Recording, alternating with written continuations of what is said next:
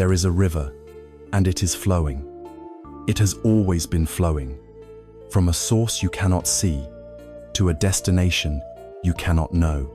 The water that touches your hand right now is not the same water that touched it a moment ago, and it will not be the same water a moment from now. It moves without effort, without anxiety, constantly arriving and constantly departing. It is the great, silent dance of reality. Close your eyes for a moment, and you can almost feel it, the soft, quiet hum of a world in constant, graceful motion. The cherry blossom, magnificent in its brief, brilliant bloom, does not cling to the branch when the wind calls. It lets go, surrendering to the air, painting the ground with a beauty that is made all the more profound because it is temporary. This is the natural rhythm of things, a rhythm of change, of release, of renewal. But we, in our modern world, have forgotten this dance. We stand at the river's edge, not in quiet awe, but with our hands outstretched, desperately trying to cup the water and hold it still. We build dams of expectation and cling to moments of happiness as if they were solid rock, terrified of the current that will inevitably pull them away. We fight the natural aging of our bodies. We mourn the passing of our youth. We grasp at relationships and careers, demanding they remain fixed and predictable in a universe that knows no such thing. This struggle, this constant, low-grade resistance to the way things are, is the source of our deep, collective exhaustion. It is the friction that creates the heat of our anxiety, the quiet panic that hums beneath the surface of our busy lives. We are at war with time itself, and it is a war we can never win, a war that only leaves us feeling tired and lost and profoundly stuck. But what if there was another way? What if the wisdom of the ages did not see this flowing river as an enemy or a threat? What if, instead, it saw this constant change as a source of ultimate freedom and peace? There is an ancient word for this truth, a gentle whisper from the heart of Buddhist wisdom. The word is Anicca. It simply means impermanence, the truth that everything changes. This is not a grim diagnosis of life. It is not a call to despair. It is an invitation to stop fighting the current. It is a guide to building a raft, or perhaps learning to simply float, to trust the water. This journey we are about to take is not about converting you to a religion, but about reintroducing you to a truth your soul already knows, but your mind has been taught to forget. It is a path to finding peace, not by changing the world, but by changing the way we see the world and our place within its beautiful, unending flow. We have been standing at the edge of a great river, watching the ceaseless, silent flow of existence. Now, let us give that flow a name that has been whispered for over 2.5 millennia, a key that unlocks a profound and lasting peace. The name is Anicca. It is a word from the ancient Pali language, the language spoken by the Buddha, and its meaning is simple, yet it holds the entire universe within it. Anicca means impermanence. It means that everything that comes into being will also pass out of being. Everything is in a state of flux. Nothing is permanent. Nothing is fixed. Nothing lasts forever. Now, this may not sound like a revelation. It may sound like something we already know, something obvious. But there is a vast difference between knowing an idea in our minds and truly understanding it in the marrow of our bones. Let us begin this understanding not with complex philosophy, but with a simple cup of tea. Imagine holding it now in your hands. You feel the warmth seeping into your palms, a comforting, pleasant sensation. Steam rises from the surface in delicate, shifting patterns, a ghost dancing for a moment before vanishing into the air. This is Anicca.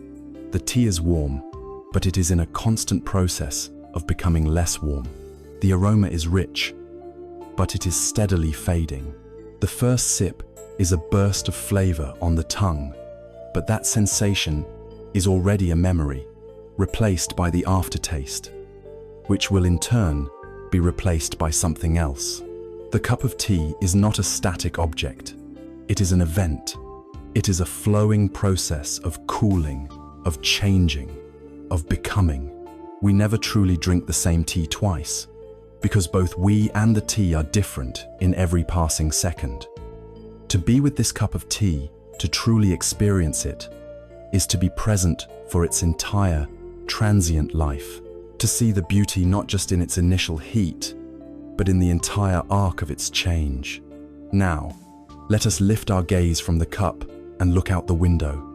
Nature is the greatest teacher of Anicca. It shouts this truth from every leaf and every cloud. Consider the seasons. A bare, frozen branch in the heart of winter does not despair. It rests in the silent knowledge that this state is not final. And so, spring arrives, an explosion of tender green. The buds swell and burst. The world is filled with the promise of new life. But spring does not try to hold its position forever. It gracefully yields to the full, deep green of summer, the heat, the long days, the hum of life at its peak. Summer, in its turn, does not cling. It allows the first cool whispers of autumn to arrive, transforming its vibrant greens into a breathtaking fire of gold and orange and red. And autumn, in its magnificent, final flourish, lets go. The leaves release. They fall. They nourish the earth, preparing the way for the quiet stillness of winter once more. This is not a cycle of death, but a continuous, beautiful dance of transformation. Nature does not fight this flow. It embodies it. It trusts it. And in this trust, there is a profound serenity.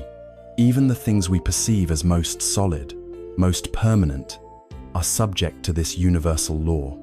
Look at a great mountain. It seems to be the very definition of permanence, a stoic, unchanging giant against the sky. We even use it, in our language, to describe things that are unmovable. Yet, this mountain is also a slow-motion dance of Anicca. Every gust of wind, every drop of rain, carries away a microscopic particle of stone. Rivers carve valleys through its heart over millennia. Its sharp peaks are slowly, imperceptibly, rounded by time. The mountain is not a thing. It is a process of rising and wearing away. Its apparent stillness is just a speed of change that is too slow for our impatient eyes to register. To understand Anicca is to understand that there is no solid ground in the entire universe. Everything is flowing. In the teachings of Buddhism, Anicca is considered one of the 3 marks of existence. These are not commandments to be obeyed, but universal characteristics of all conditioned things, truths that we can see for ourselves if we look deeply enough. The first, as we have seen, is Anicca, impermanence. The second is dukkha. This word is often translated as suffering, but its meaning is deeper, more subtle. It's the background hum of unsatisfactoriness, the feeling of stress, the sense that something is not quite right. The third is anatta, which means not self. It points to the truth that there is no fixed, independent, unchanging core that we can call a self, a topic we will explore more deeply later. For now, see how these 3 truths are woven together. They are not separate ideas, but different facets of the same diamond. It is precisely because things are impermanent, Anicca, that our clinging to them as if they were permanent leads directly to that feeling of unsatisfactoriness, dukkha. The core of our anxiety is not the change itself. The changing of the seasons is not suffering. The cooling of the tea is not suffering. The aging of our body is not, in itself, suffering. The suffering, the dukkha, arises from our resistance to this change. It is born from our demand that the tea stay hot forever, that the summer never end, that our loved ones never change, that our own bodies defy time. We create a mental blueprint of how things should be, a static photograph, and then we feel pain and frustration when the flowing river of reality does not conform to our snapshot. There is a beautiful story of a Zen master who would teach his students by the sea. One day, he knelt and with his finger drew a perfect circle in the wet sand. His students gathered around, admiring its symmetry and form. It was simple, and it was beautiful. But as they watched, the small waves began to lap at the shore, and the edge of the circle began to dissolve. One of the students, anxious, asked, "Master, should we not move it or protect it? It will be washed away." The master simply smiled and watched as the water gently erased his creation, leaving the sand smooth and unmarked. He then turned to his students and said, "The circle was only perfect. In the moment, it was ready to disappear. Its beauty was in its brief existence. To try and protect it, to make it permanent, would have been to misunderstand its nature. Its true perfection was in its impermanence." This is the heart of the matter.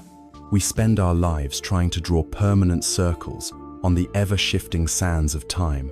We build careers, fortunes, identities, and relationships, and we want them to be solid, to be fortresses against the tide of change. And so, we are in a constant state of anxiety, guarding our circles, repairing the edges, fearful of the inevitable wave. The wisdom of Anicca does not tell us to stop drawing circles. It does not tell us to not love, or to not build, or to not create. It simply invites us to see that the beauty is in the drawing, not in the permanence of the circle. It invites us to love with the full knowledge that people and relationships change. It invites us to build with the understanding that all structures eventually fall. It invites us to live fully, knowing that this moment, this precious, unrepeatable moment, is all we ever truly have. This is why an understanding of Anicca is not a pessimistic philosophy. It is, in fact, the foundation for the most profound and resilient kind of hope. It means that no state is permanent. In our darkest hours, when we are caught in grief, or fear, or despair, the wisdom of Anicca is a gentle hand on our shoulder, whispering, "This, too, shall pass." It assures us that the clouds will part, that the winter will end, that our pain will not last forever. It also means that our mistakes are not permanent stains on our character. Every moment is a new moment, a chance to begin again. The past does not have to define our future, because the future is unwritten, and we ourselves are not the same person we were a moment ago. Impermanence is the law of grace. It is the law of forgiveness. It is the law that allows for healing, for growth, and for transformation. So, let us begin this practice, not by trying to force an idea upon ourselves, but simply by noticing. Notice the steam from your breath on a cold day. Notice the way the light changes in your room as the sun moves across the sky. Notice the thoughts and feelings that arise and pass away within your own mind. See everything as a flow, a dance, a process. You are not a noun, you are a verb. You are not a static being, you are a constant becoming. By observing this truth in the world around us, in the small and simple things, we begin to cultivate a mind that is flexible, resilient, and at peace with the fundamental nature of reality.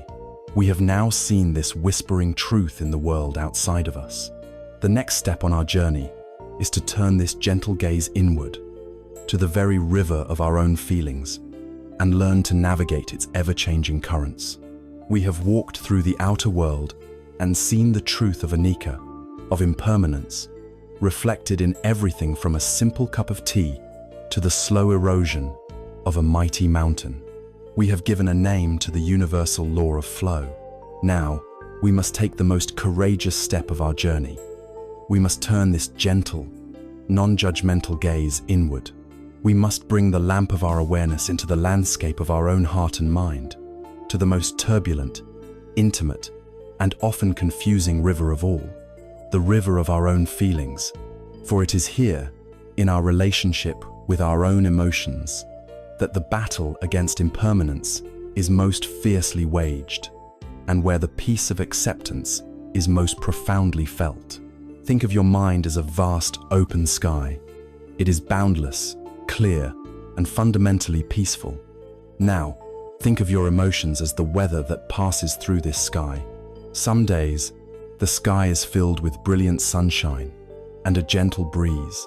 These are the days of joy, contentment, and peace.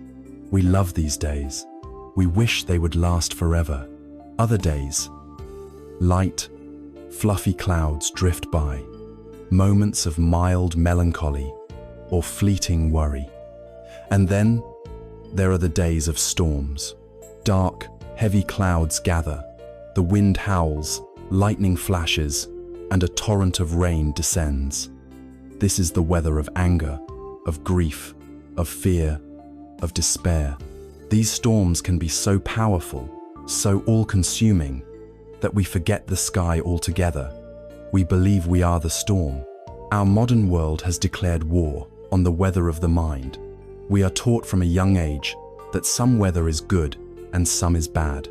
Joy is a success, sadness is a failure, peace is a goal, anxiety is a problem to be solved. And so, we become obsessive meteorologists of our inner world, constantly checking the forecast, trying to control and manipulate the emotional climate. When the dark clouds of sadness gather, our first instinct is to fight them. We are told to cheer up, to think positive, to find a silver lining. We distract ourselves with endless scrolling, with shopping, with work, with anything, to avoid the feeling of the rain. We pathologize our own natural responses to life's difficulties, treating grief or anxiety not as valid human experiences, but as malfunctions that need to be medicated or therapized away. We have lost the simple ability to just be sad. Conversely, when the sun of happiness shines, we do something equally problematic. We grasp it, we cling to it with a white-knuckled grip, filled with a subtle, gnawing fear that it will disappear. This very fear, this anxiety about the future loss of happiness, poisons the experience of happiness in the present moment. We are so busy trying to photograph the beautiful sunset that we forget to actually watch it. We are so afraid of the coming night that we cannot enjoy the warmth of the day. In both cases, whether we are fighting the storm or clinging to the sunshine, we are in a state of resistance. We are at war with the natural, impermanent flow of our own feelings. And this war is utterly exhausting. It is the very definition of dukkha, of suffering. The wisdom of Anicca offers a radical alternative. It invites us to end the war. It suggests that we are not the weather, but the sky. The sky does not fight the storm. It does not cling to the sun. It allows all weather to arise, to be present for its natural duration, and to pass away, all without being fundamentally disturbed. The sky's nature is peace, and it has enough space to hold every possible storm. You, too, have that space within you. The practice is to learn how to access it, how to rest in the vast, accepting sky of your own awareness, while the weather of emotion simply passes through. How do we begin this practice? We begin with a gentle, curious attention. When a strong emotion arises, say anger, instead of either immediately acting on it or pushing it away, we pause. We take a breath, and for a moment, we just allow it to be there. We become a scientist of our own inner experience. First, we can give it a soft mental label. Not, "I am so angry," but rather, this is the feeling of anger. Anger is present. This simple shift in language is revolutionary. It creates a space between you and the emotion. "I am angry" is a total identification. It implies you are nothing but anger. Anger is present, acknowledges the feeling as a temporary event happening within your vast consciousness. You are the house. Anger is a visitor. Next, we can investigate the feeling with gentle curiosity. Where do I feel this anger in my body?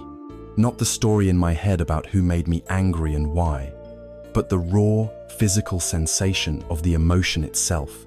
Is it a tightness in my jaw, a heat in my face and neck, a churning in my stomach, a clenched feeling in my fists?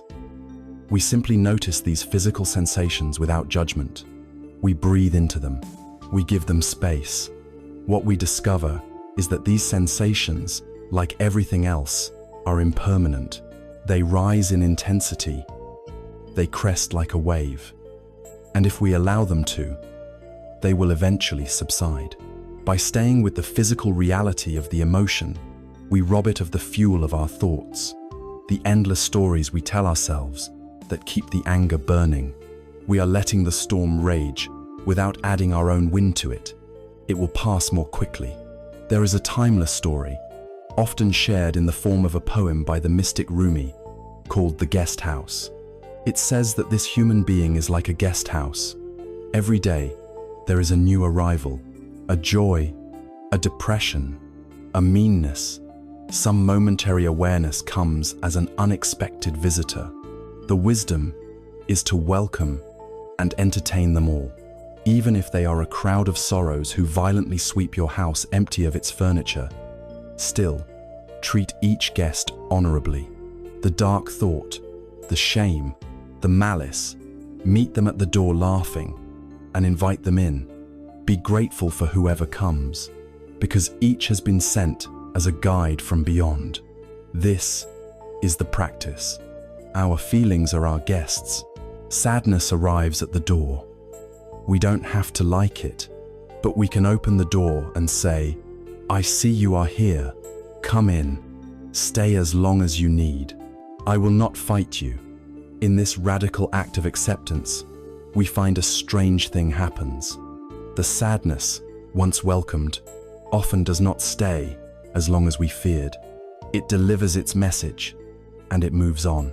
It is crucial to understand that this acceptance is not passive resignation. It is not an excuse for harmful behavior. Allowing the feeling of anger to be present does not mean you have the right to shout at your family. In fact, it is the exact opposite. When you are completely consumed by anger, identified with it, you have no choice. You are a puppet of the storm. You will likely say or do things you later regret. But when you can sit as the sky and watch the storm of anger within you, you have created a sacred pause. In that pause, you have freedom. You have choice. You can feel the full force of the anger and still choose to respond with patience, with wisdom, with compassion. This is true emotional strength. It is not the absence of difficult feelings. It is the ability to feel them fully, without being controlled by them. It is the power to be the calm center of your own hurricane. This practice, repeated over and over, is profoundly liberating. It is the end of the inner war. You can finally put down your weapons. You no longer need to be afraid of your own heart. You can trust that you have the capacity to hold whatever life brings you. The energy that was once consumed by resisting, suppressing, and clinging is now freed up. It can be used for creativity, for connection, for living a more vibrant and authentic life. An underlying sense of peace begins to emerge, a peace that is not dependent on good weather. It is the peace of the sky itself, which remains untroubled regardless of the passing clouds. We discover that our true nature is not fragile, but resilient, not small, but spacious. We have now sat by the inner river and learned not to fear its currents. We have seen that every feeling, from the highest joy to the deepest sorrow, is simply a wave of Anicca, rising and passing away. But what stirs this river? What causes its currents to quicken or to calm? Very often, it is our connections, our collisions, our attachments to other people. Having found a way to be with our own inner world, let us now look outward again and see how this wisdom of impermanence transforms the beautiful, complex, and ever-changing garden of our relationships. We have found a measure of peace with the inner river of our feelings, learning to sit on the bank and allow the currents of joy and sorrow to flow without being swept away. Now, we turn our attention to one of the most powerful forces that feeds that river, the primary source of our greatest joys and our deepest pains. We turn to the realm of our connections with others, our relationships with our partners, our children, our parents, our friends. We will discover that the law of Anicca, of impermanence, flows through these connections just as surely as it flows through everything else, and that understanding this can transform a source of anxiety into a wellspring of profound love and freedom. Let us imagine our relationships not as solid structures, but as a garden. You are the gardener. When you first meet someone and a connection is formed, it is like planting a seed. It requires care, attention, and the right conditions to grow. You must water it with kindness, give it the sunlight of your presence, and pull the weeds of misunderstanding and neglect. A garden is not a static thing. It is a living, breathing, dynamic ecosystem. It is in a constant state of change. New blossoms emerge, old leaves fall away. Some plants grow strong and tall, others remain small and delicate. Sometimes a plant may wither and die, no matter how much you tend it, to make space for something new. This is the nature of a garden. It is alive, and therefore it is impermanent. The great suffering in our relationships arises from a fundamental misunderstanding. We treat our relationships not like living gardens, but like stone sculptures that we have commissioned. We fall in love with a person, create a perfect mental image of them and of our life together, and then we expect them to hold that exact pose forever. We build a beautiful sculpture of our friend, our child, or our partner in our mind, and we become angry, hurt, or betrayed when the living, breathing person in front of us dares to move, to grow, to change, to reveal a side of themselves that does not fit our sculpture. We resent our partner for developing new interests that we don't share. We feel a pang of loss when our child develops their own independent thoughts and no longer needs us in the same way. We feel abandoned when a dear friend's life takes them down a path that diverges from our own. In all these cases, the pain does not come from the change itself. Change is the natural, healthy sign of life. The pain comes from our clinging to a fixed image, our demand that the living garden conform to a static photograph we took last season. We are trying to nail the blossoms to the branches, refusing to accept the coming of autumn. This is a recipe for constant disappointment.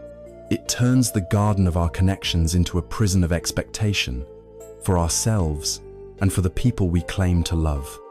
We suffocate the very life we wish to hold on to. Buddhist wisdom offers a radically different way to love, a way that is in harmony with the truth of Anicca. It is the practice of metta, which is often translated as loving kindness.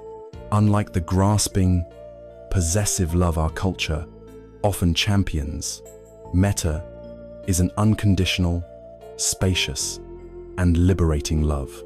It is like the love of the sun for the flowers in the garden. The sun shines its warmth and light freely. It does not demand that the rose grow thorns or that the lily change its scent. It does not try to stop the flower from eventually wilting. The sun's love is a simple, powerful wish. May you be well. May you be happy. May you be free from suffering. It is a love that supports the flourishing of another, whatever form that flourishing may take. To love with metta is to release the other person from the prison of your expectations. It is to love them for who they are right now, in this ever-changing moment, and to grant them the space to become who they are meant to become. It means that your happiness is not dependent on them staying the same. Paradoxically, this kind of non-possessive love creates the deepest, most authentic, and most resilient connections. It is a love free from the fear of loss, because it was never based on possession in the first place. It is a love that can hold change, and even separation, with grace and compassion. There is a classic Zen story that perfectly illustrates this principle of letting go. Two monks, one senior and one junior, were on a long journey. They came to a river where the recent rains had washed out the bridge. A young, beautifully dressed woman stood there, distressed, as she could not cross the muddy, churning water without ruining her fine silk clothes. Without a word, the senior monk walked over to her, gracefully lifted her into his arms, carried her across the river, and gently set her down on the other side. He then bowed slightly and continued on his way. The junior monk followed, his mind in a state of turmoil. He was shocked and horrified. Their monastic vows strictly forbade them from touching a woman. How could his master have so brazenly broken such a fundamental rule? For hours they walked in silence, but the younger monk was not walking in peace. In his mind, he was carrying the event, replaying it over and over. He was carrying the woman, the transgression, his own judgment and confusion. His inner silence was a raging storm. Finally, unable to bear it any longer, he burst out, "Master, how could you do that? Our rules clearly state that we must not touch a woman. You picked her up and carried her in your arms."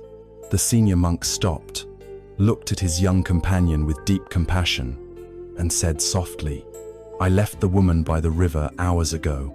Are you still carrying her?" This story is not just about two monks and a woman. It is about all of us. The woman represents everything we cling to in our relationships long after the moment has passed. She is the memory of a past hurt that we refuse to put down. She is the idealized image of a partner that we keep comparing them to. She is the expectation of how our children should behave. She is the script we have written for our friendships that we get angry about when our friends don't follow their lines. We carry these mental burdens for hours, days, even years, polluting our present moments with the dead weight of the past. The wisdom of Anicca, the wisdom of the senior monk, is to learn to put the woman down. Engage with the present moment, fully, compassionately, and effectively. And when the moment is over, let it go. Leave it by the river. So how do we practice this in our garden of connections? We practice through gratitude for what is. Right now, instead of worrying that a beautiful friendship might one day fade, we can feel a profound gratitude for the laughter you shared over a meal today. Instead of being frustrated that your partner has changed, you can practice appreciating the new qualities they have developed, the person they are in this moment. This practice of present moment gratitude is like tending the garden. It waters the soil of the relationship as it is, not as it was or as we wish it would be.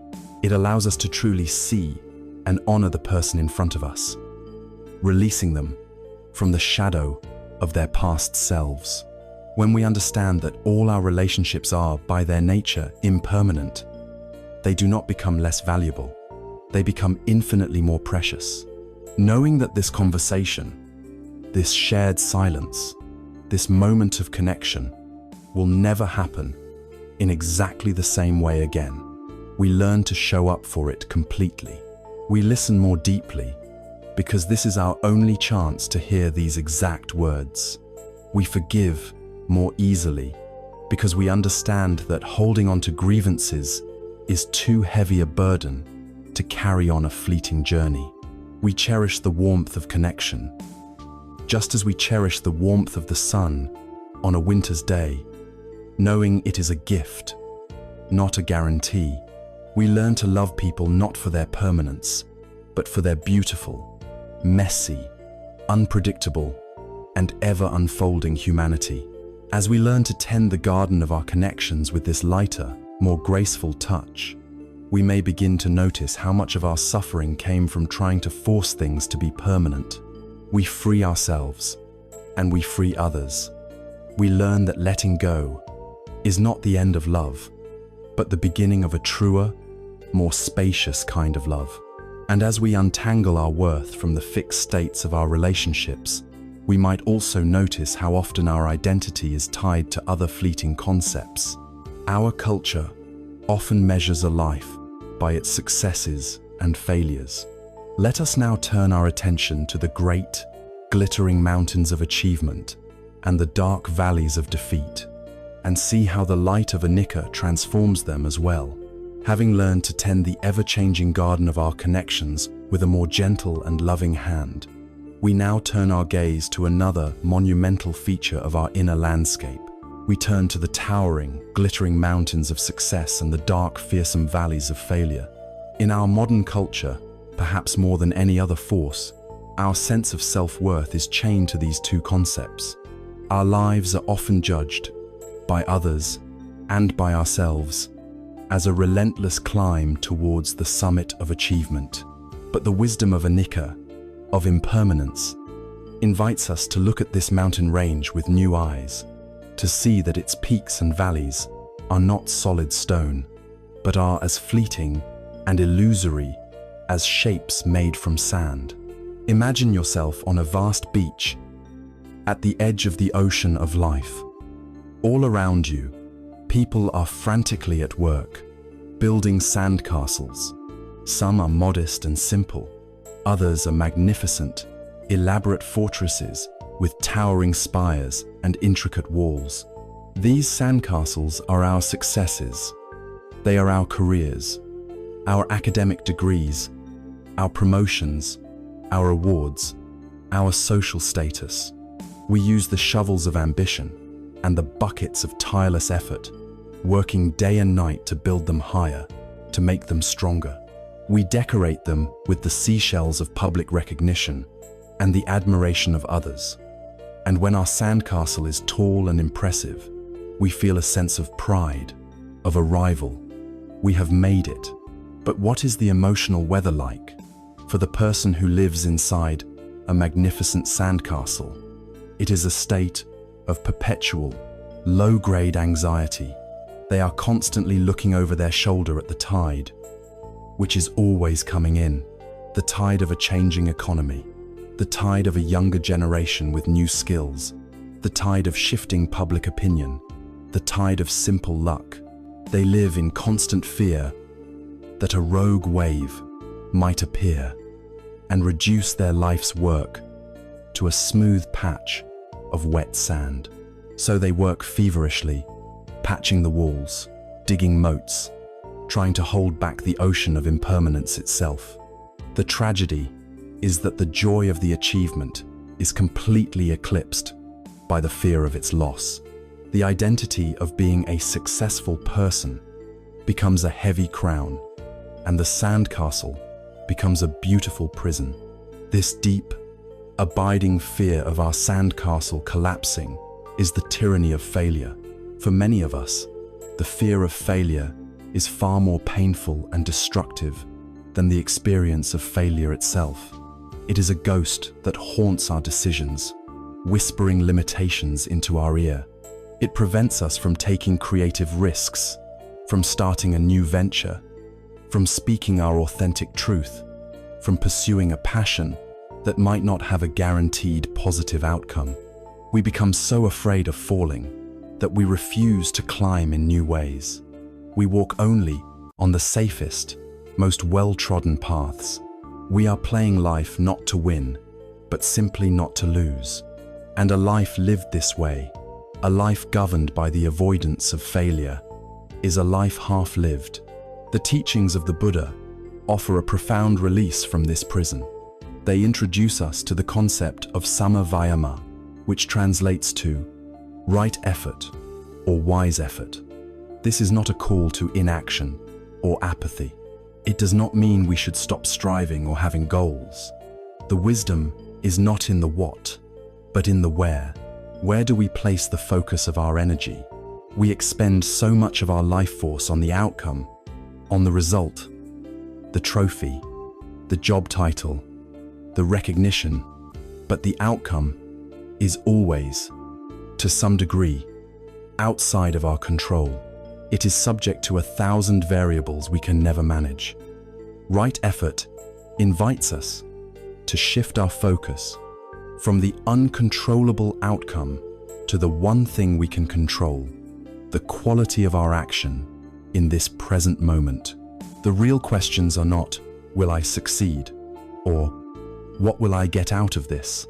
The questions of right effort are, am I acting with integrity right now? Am I bringing my fullest attention and care to this task? Am I proceeding with a kind heart? Am I doing my best with the resources and knowledge I have today? When we focus on the quality of our own actions, we reclaim our power.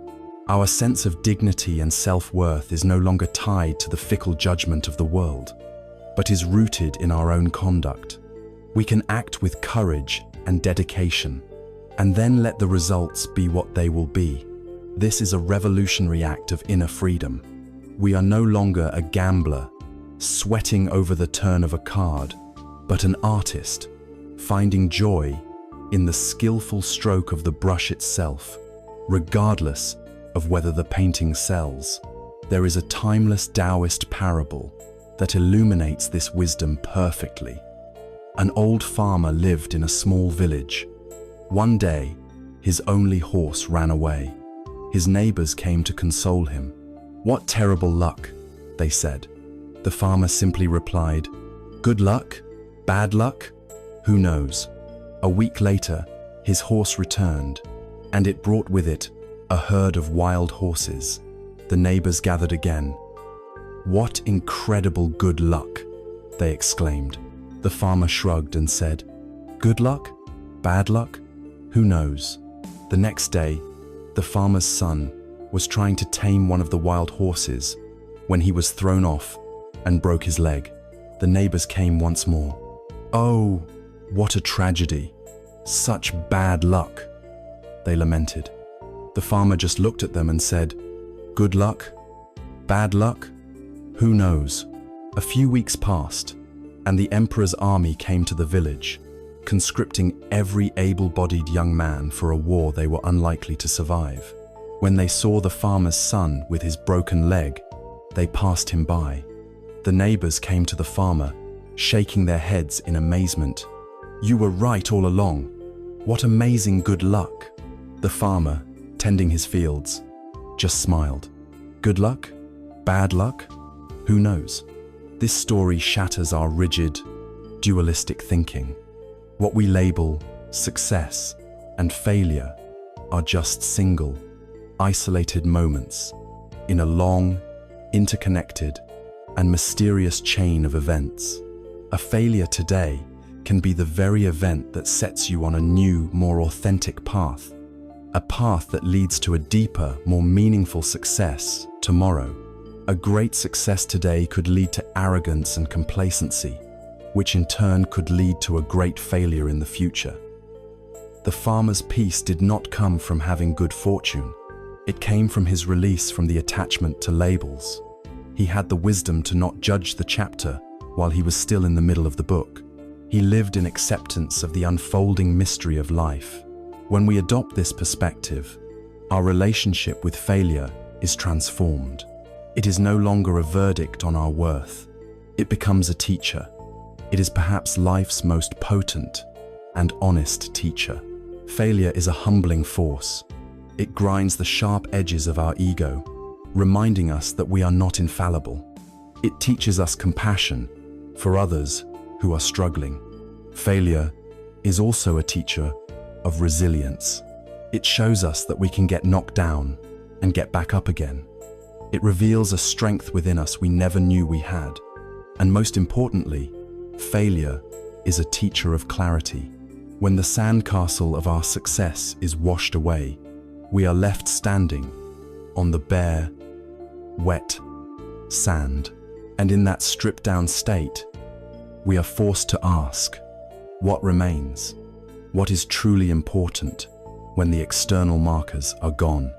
It is in the valley of failure that we often discover the true mountains of our inner life, our integrity, our courage, our capacity to love, and our connection to something larger than our own small ego. And so, we can learn to live with a lighter touch. We can still dream and plan and build, but we do it with the playful spirit of a child on the beach, not the desperate anxiety of a king defending his fortress. We can find joy in the process of creation itself, in the feeling of the sand in our hands. We can build the most beautiful castle we can imagine, and if a wave comes, we can have the wisdom to smile, and perhaps even to laugh, knowing that the ocean has simply given us a clean slate on which to build something new tomorrow. Our worth is not the castle. Our worth is the creative spirit that knows how to build. And what are these sandcastles so often built with? What are the glittering shells and smooth stones we use to adorn them? Very often, they are built with the materials of the world, with possessions, with wealth. This brings us to the very nature of things, of objects, and the endless pursuit of satisfaction that they seem to promise, a pursuit that lies at the very heart of our modern lives. We have seen how our identities can become entangled with the sandcastles of our success, and how the wisdom of impermanence allows us to build them with a lighter, more joyful touch. Now, let us examine the very material we use to build and adorn these castles, the world of things, of possessions.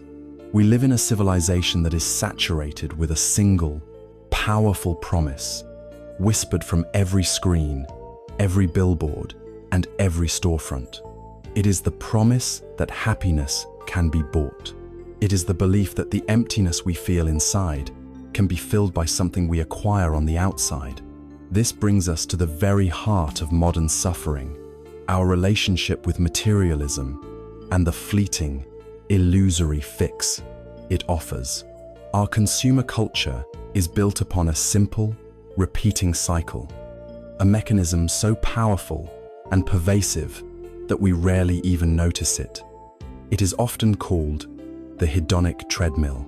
It begins with a feeling of lack, a sense of dissatisfaction that is skillfully cultivated by the world around us. A desire is born.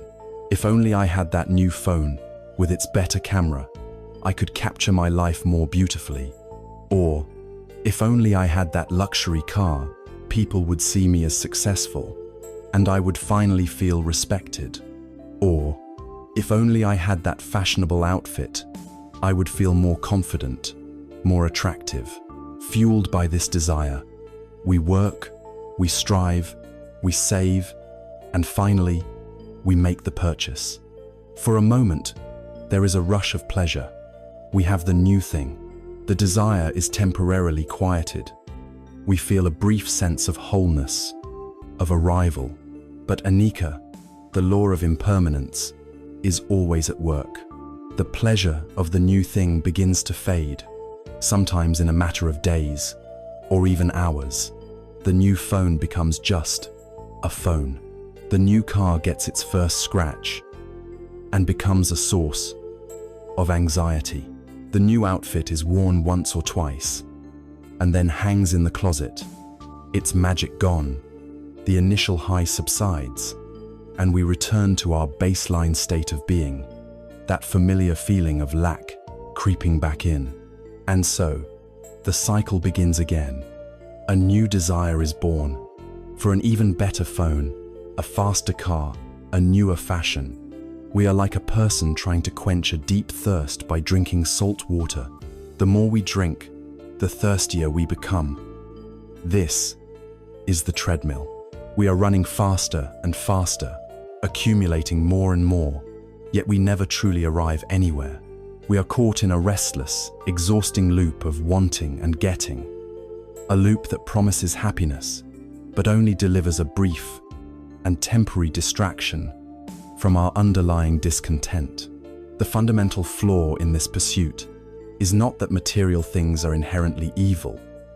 A beautiful home, a reliable car, a comfortable chair, these can all be sources of genuine utility and pleasure. The flaw lies in our expectation. We are seeking something permanent, lasting happiness, a stable sense of identity, enduring peace from things that are, by their very nature, impermanent. Every object we own is a student of Anicca. It is subject to decay, to breakage, to being lost or stolen. It is slowly or quickly falling apart from the moment it is created. To base our inner well-being on the state of our outer possessions is to build our house upon a melting iceberg. It is a strategy that is doomed to fail because it is at war with the fundamental nature of reality. The suffering comes not from the object itself, but from our clinging to it, from our demand that it provides something it is simply not equipped to give. There is an ancient story of a great king, a man who possessed everything the world could offer. His palaces were filled with gold and jewels. His storehouses overflowed with the finest silks and spices, and thousands of servants attended to his every need. Yet, with all this, he felt a profound emptiness, a persistent anxiety that all his wealth could not soothe. He heard tales of a wandering ascetic, the Buddha, who was said to possess a deep and unshakable peace, despite having no worldly possessions. The king, skeptical but desperate, sought him out. He found the Buddha sitting peacefully under a tree, wearing simple robes, with nothing beside him but a clay begging bowl. The king, in all his finery, approached and asked, "Great teacher, I am a king. I have everything a man could ever dream of, yet I am not happy. You have nothing, yet you seem to be the very embodiment of peace. What is your secret?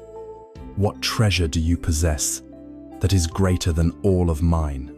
The Buddha, without saying a word, picked up his simple bowl and held it out for the king to see. It was empty. The king was confused. "It's just an empty bowl," he said. The Buddha smiled gently. "Your Majesty," he began, "you see this bowl as empty, but I see it as completely full. It is full of contentment. It is full of the freedom that comes from not needing anything to be placed within it, to be complete. Your palaces are full of things, but your mind is full of the anxieties of protecting them and the desires for more. My bowl is empty of things, and so my mind is empty of those anxieties and desires. This is the only treasure I possess, the wealth of needing little." This story reveals a profound shift in understanding. It teaches us to distinguish between worldly wealth and inner wealth. Worldly wealth is about accumulation. It is measured by how much you have. It is always vulnerable, always at risk, always in need of protection. Inner wealth is about contentment, or santuthi in the Pali language. It is measured not by what you have, but by how little you need to be happy. This is a wealth that can never be stolen. It is not subject to market fluctuations. It is a secure, stable, and truly permanent source of peace because it is generated from within. The person who has $1 million but desperately wants 2 million is spiritually impoverished. The person who has little but is content with what they have is spiritually a billionaire. This leads to the practice of simplicity, sometimes called renunciation. In our culture, this word sounds harsh, like self-punishment or a joyless austerity. But in the Buddhist context, it is a path of profound joy and liberation. For those of us living in the world, it does not mean we must sell all our possessions and live in a cave. It means engaging in a conscious practice of simplifying our desires. It is the art of learning when enough is enough, a concept in Vietnamese Zen known as Theo Duc Tri Tuc, to have few desires and to know contentment. It is about decluttering our minds, not just our closets. The practice can be simple. Before making a purchase, we can pause and ask ourselves, what is the feeling I am hoping this object will give me? Am I feeling bored or lonely or inadequate? Am I hoping this purchase will fix that feeling? We can learn to distinguish between a genuine need and a fleeting want. We can actively cultivate joy in non-material things that are always available to us. The feeling of the sun on our skin, the sound of birdsong, a deep conversation with a friend, the satisfaction of creating something with our own hands, the simple peace of a quiet mind. It is about shifting our source of pleasure from the fleeting and external to the abundant and internal. As we engage in this practice, a remarkable feeling begins to dawn on us, a feeling of lightness. We are unburdening ourselves. When our identity is not fused with the car we drive or the brand of clothes we wear, we become free. There is less to protect, less to ensure, less to worry about. We are no longer performing a role assigned to us by consumer culture. We are simply being ourselves. This creates an enormous amount of new space in our minds, space that was previously occupied by the constant hum of wanting, comparing, and protecting. It is in this newfound inner space that genuine peace, clarity, and creativity can finally begin to blossom. We have looked at the world of things and seen how the wisdom of Anicca can free us from the endless, exhausting cycle of desire. We have learned that true wealth is not in our hands, but in our hearts. We have spoken of letting go of the things we own, but what about the one possession we are most deeply attached to, the one object we feel we are? What about this body of flesh and blood, of breath and bone? Let us now turn our gaze to this most intimate and most challenging teacher of impermanence, the borrowed temple of the human body. We have walked through the marketplace of the world and seen how the wisdom of Anicca can unburden us from the heavy chains of materialism. We have learned that true wealth is not held in our hands, but is cultivated in our hearts. We have spoken of letting go of the things we own, but now we must turn our attention to the one possession we cling to most fiercely, the object we are most intimately identified with. We must turn our gaze upon this very body of flesh and blood, of breath and bone. Let us explore this most immediate, most constant, and most challenging teacher of impermanence, this borrowed temple of the human body. From the very first moment of conception, the body is a symphony of Anicca. It is not a static object, but a flowing river of constant creation and dissolution. Billions of our cells die and are replaced every single day. The food we ate yesterday is the energy and warmth we feel today. The air we just inhaled has become part of us, and the air we just exhaled has carried part of us back into the world. Our body is less a solid entity and more a dynamic process, a pattern through which the universe is constantly flowing. Think of its journey, the utter dependency and rapid growth of infancy, the boundless energy of childhood, the awkward transformations of adolescence, the peak vitality of young adulthood. Then, the subtle shifts begin. The first grey hair, the fine lines that appear around the eyes from years of laughter or worry, the way it takes a little longer to recover from exertion. These are not signs of failure. These are the footprints of time. These are the faithful records of a life being lived. The body is a living testament to impermanence, demonstrating its truth with every heartbeat and every breath. Yet, our modern culture is engaged in a frantic, all-out war against this natural process. We live in a society that worships youth and denies the reality of aging. The anti-aging industry is a multi-billion-dollar enterprise, selling us the promise that with the right cream, the right supplement, or the right procedure, we can halt the river of time. We idolize the smooth, unlined faces of 20-year-olds and feel a sense of shame or failure as our own faces and bodies naturally change. We hide away our sick and our elderly, uncomfortable with the reminder of our own fragility and mortality. This deep-seated fear of aging and illness is perhaps the ultimate expression of our resistance to Anicca.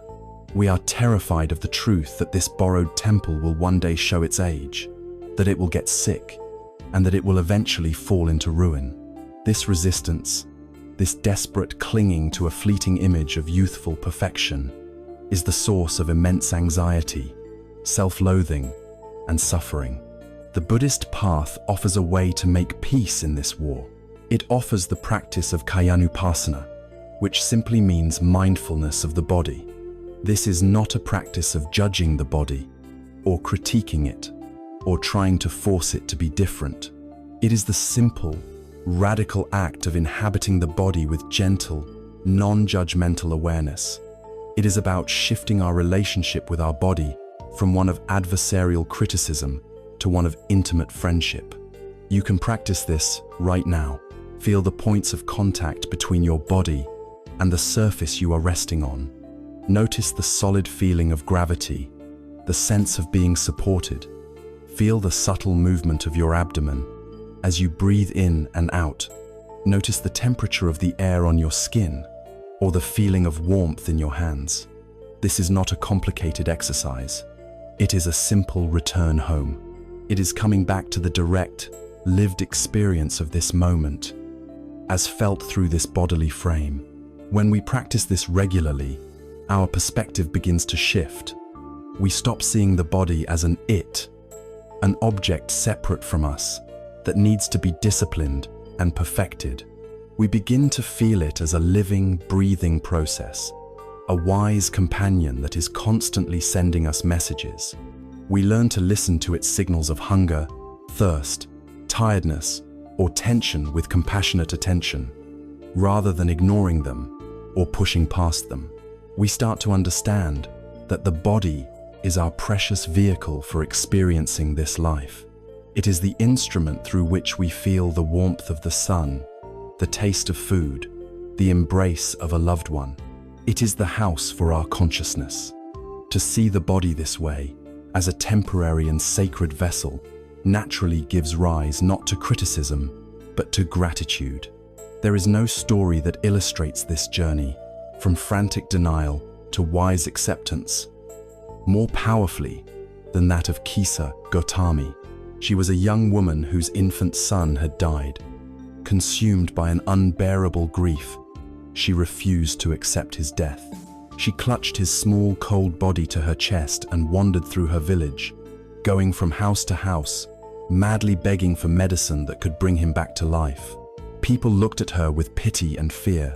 Some thought she had lost her mind, but one wise man, seeing the depth of her pain, directed her to the Buddha, saying that if anyone had medicine for her, it would be him.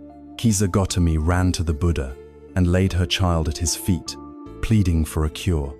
The Buddha looked at her with immense compassion and said, There is only one medicine that can help you. But to make it, I need a special ingredient. I need you to go back into the village and bring me a single mustard seed from a house where no Wanino child, no spouse, no parent, no servanthus ever died. Kisa Gautami's heart soared with hope. A mustard seed was such a simple thing. Surely she could find one. She began her quest immediately, going from door to door.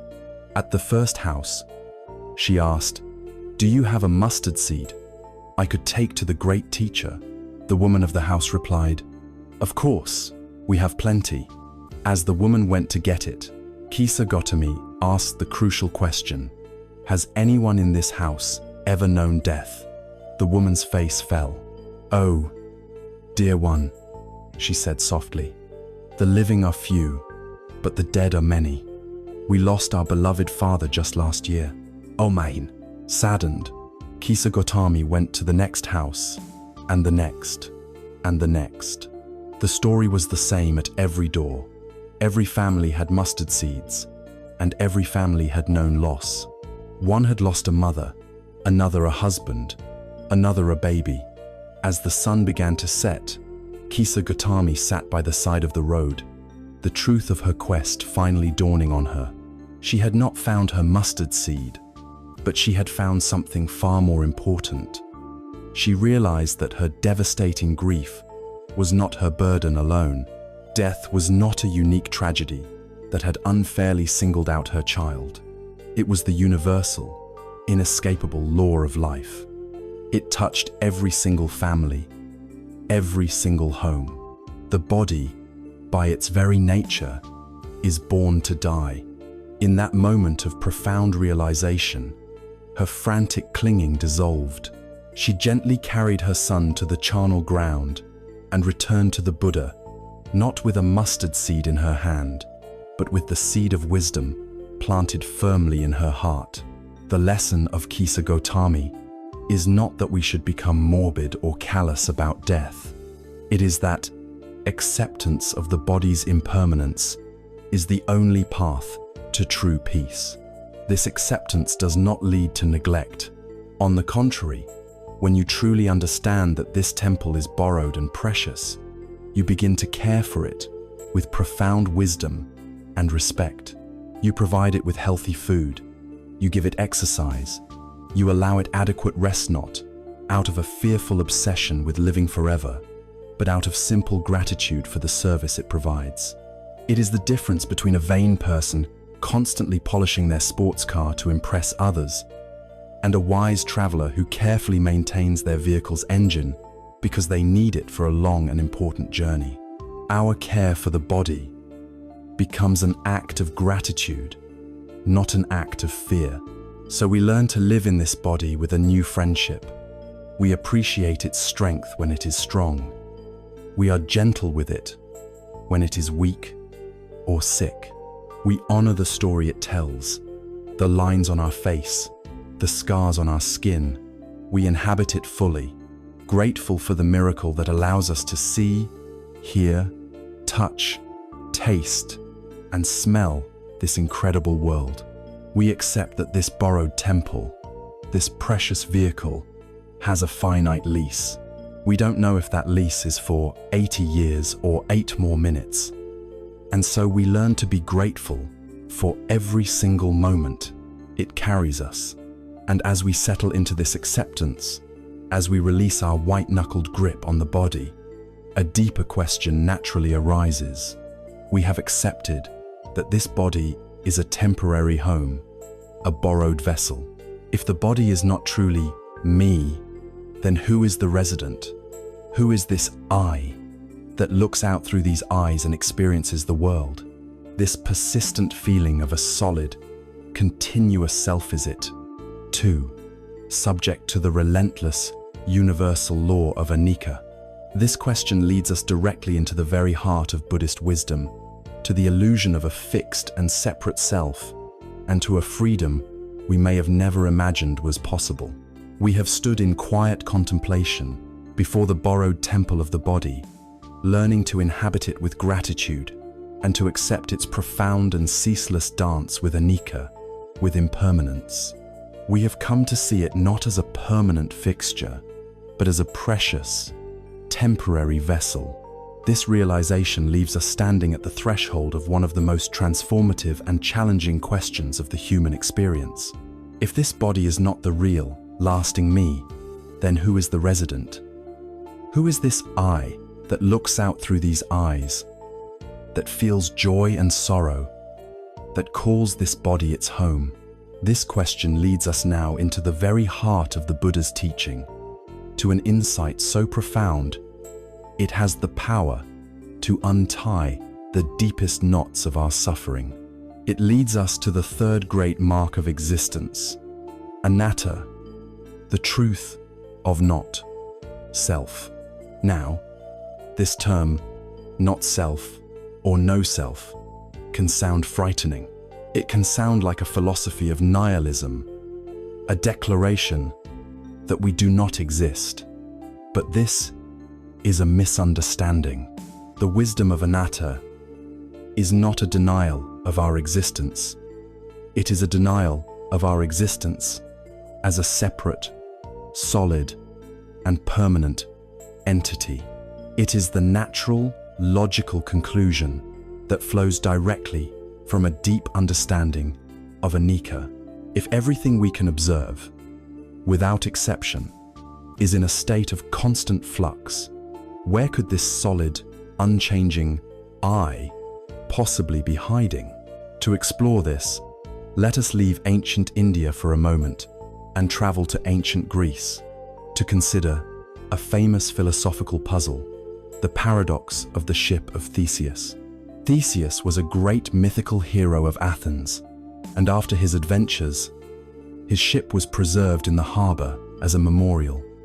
For centuries, the Athenians maintained it with meticulous care. As the years wore on, the old wooden planks would begin to rot. Each time a plank rotted, it was replaced with a new one, made of the exact same wood and cut to the exact same dimensions. This went on for a very long time. Eventually, after 100 years or so, a point was reached where not a single one of the original planks remained. Every part of the ship had been replaced, and this gave rise to the question that philosophers have puzzled over ever since. Is this still the ship of Theseus? Our mind feels a pull in two directions. On one hand, we want to say yes, of course it is. It has been in the same harbor, it has the same design. People have always called it the ship of Theseus. It has a continuity of form and function. But on the other hand, we hesitate. How can it be the same ship if it shares not a single physical component with the original? Now, to make the puzzle even more confounding, imagine that a clever shipwright had followed the restoration process, collecting all the discarded original planks, and in a dry dock, next to the restored ship, he carefully reassembles them. Now there are two ships, standing side by side. Which one is the real ship of Theseus? The one with all the original matter, but a broken history, or the one with all new matter, but a continuous history? The paradox has no easy answer, because it reveals the flaw in our fixed and rigid concepts. The ship of Theseus is a name, a label we apply to a changing process. And the great secret is this: you are that ship. Think of the planks as the cells in your body. Through the natural processes of life, the cells of your skin, your bones, and your organs are constantly dying and being replaced. The physical body you inhabit today is not made of the same matter as the body you had 7 or 10 years ago. It has been completely, gradually, and imperceptibly replaced. So are you the same person you were 10 years ago? But the self is more than just a body. So let us look for this self in the other components of our being. The Buddha suggested we look at ourselves as a collection of 5 changing processes, often called the 5 aggregates. First is the body, which we have seen is impermanent. Second are our feelings, and sensations. As we explored earlier, feelings are like the weather, constantly shifting. Joy arises and it passes. Sadness arises and it passes. They are temporary events, not a permanent self. Third are our perceptions, the labels our mind puts on things. The way you perceive the world changes dramatically with age, mood, and experience. A scary movie you loved as a teenager might seem silly to you now. A food you once disliked you may now enjoy. Your perceptions are not a stable self. Fourth are our mental formations. This includes all our thoughts, our beliefs, our opinions, our habits, our ambitions, our prejudices. This is perhaps the part we most identify with. I am a person who believes this and likes that. But is this fixed? Think of the political opinions you held 5 years ago, your career ambitions from college, your core beliefs about life from your childhood. Have they not changed, evolved, or in some cases been completely discarded? This stream of mental activity is perhaps the most fluid and changeable part of us all. It cannot be a permanent self. Finally, there is consciousness itself, the simple knowing quality. But even this is not a solid, continuous block. It flickers. It arises in dependence upon an object. There is seeing consciousness, hearing consciousness, thinking consciousness. It jumps from a sound to a sight, to a thought, never staying still. It, too, is a fleeting process. So we are like an investigator searching a house for a permanent resident called the self. We have looked in every single room, the room of the body, the room of feelings, the room of perceptions, the room of thoughts, the room of consciousness, and every room is empty of any permanent occupant. All we find are constantly changing processes. The self is not a thing, but a verb. It is a process of selfing. It is a story that the mind tells itself, a story that strings together these fleeting moments of experience to create a narrative of a solid, continuous character. But there is no solid character behind the story. There is only the storytelling. This is the point where fear can arise.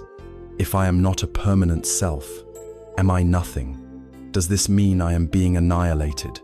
This is the most important point to understand. The wisdom of anatta is not about annihilation. It is about liberation. It is not the destruction of you, but the destruction of the prison you have mistaken for you. That fixed, solid self, the ego-wise, the source of almost all our pain. It is the I that needs to be right, the I that feels insulted, the I that is terrified of failure. It is the I that gets jealous, possessive, and arrogant. It is a small, fragile, and terrified dictator that we spend our entire lives trying to protect and promote. Realizing its illusory nature is not a loss. It is the greatest possible relief. It is like a snake finally shedding a skin that has become too tight. The snake is not destroyed. It is freed to grow. When you let go of the idea that you are a fixed and finished product, you are free to change, to learn, to evolve. You are no longer bound by the mistakes of your past. You are not your past. You are not even the person you were 5 minutes ago. You are this present, unfolding process, full of infinite possibility. This understanding also fosters a profound and effortless compassion. When you look at another person who has angered you or hurt you, you no longer see a solid, evil entity. You see another flowing process, another collection of changing aggregates, conditioned by their own causes and suffering in their own way. It becomes much harder to hold on to anger or resentment when you see that there is no solid target to direct it at. The emotional quality of this insight is one of incredible spaciousness. The heavy, lifelong burden of defending the ego is set down, you can finally relax. You can be wrong. You can be vulnerable. You can laugh at yourself. You can stop taking everything so personally. Life ceases to be a tense performance where you are being judged, and it becomes a joyful and curious exploration. We have now journeyed from the impermanent body to the empty house of the self. We have taken apart the great construction we call I, and found that it is made of flowing, changing, and interdependent parts.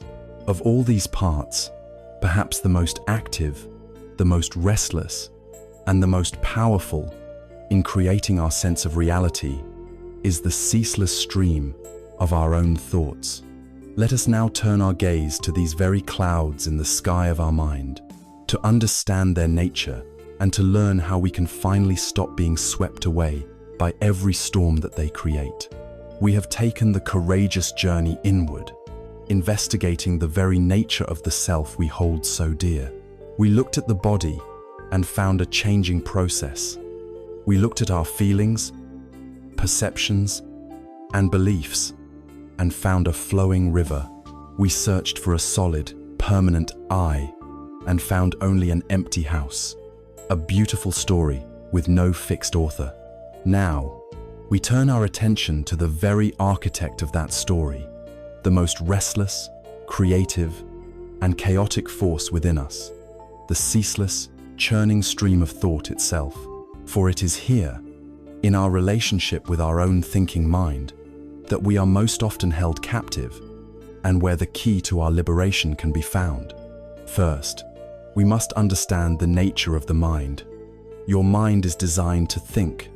That is its primary function. Thoughts are not a mistake, and their presence is not a sign of failure.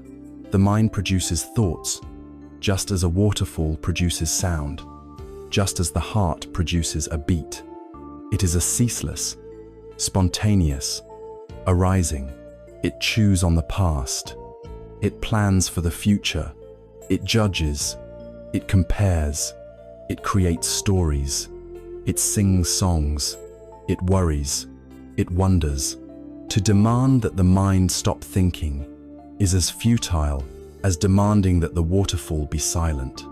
Many people who try to find peace or begin a meditation practice become frustrated precisely at this point. They believe the goal is to have an empty mind, and when they discover the unending torrent of thought, they feel they are doing it wrong. The first step to peace is to let go of this struggle.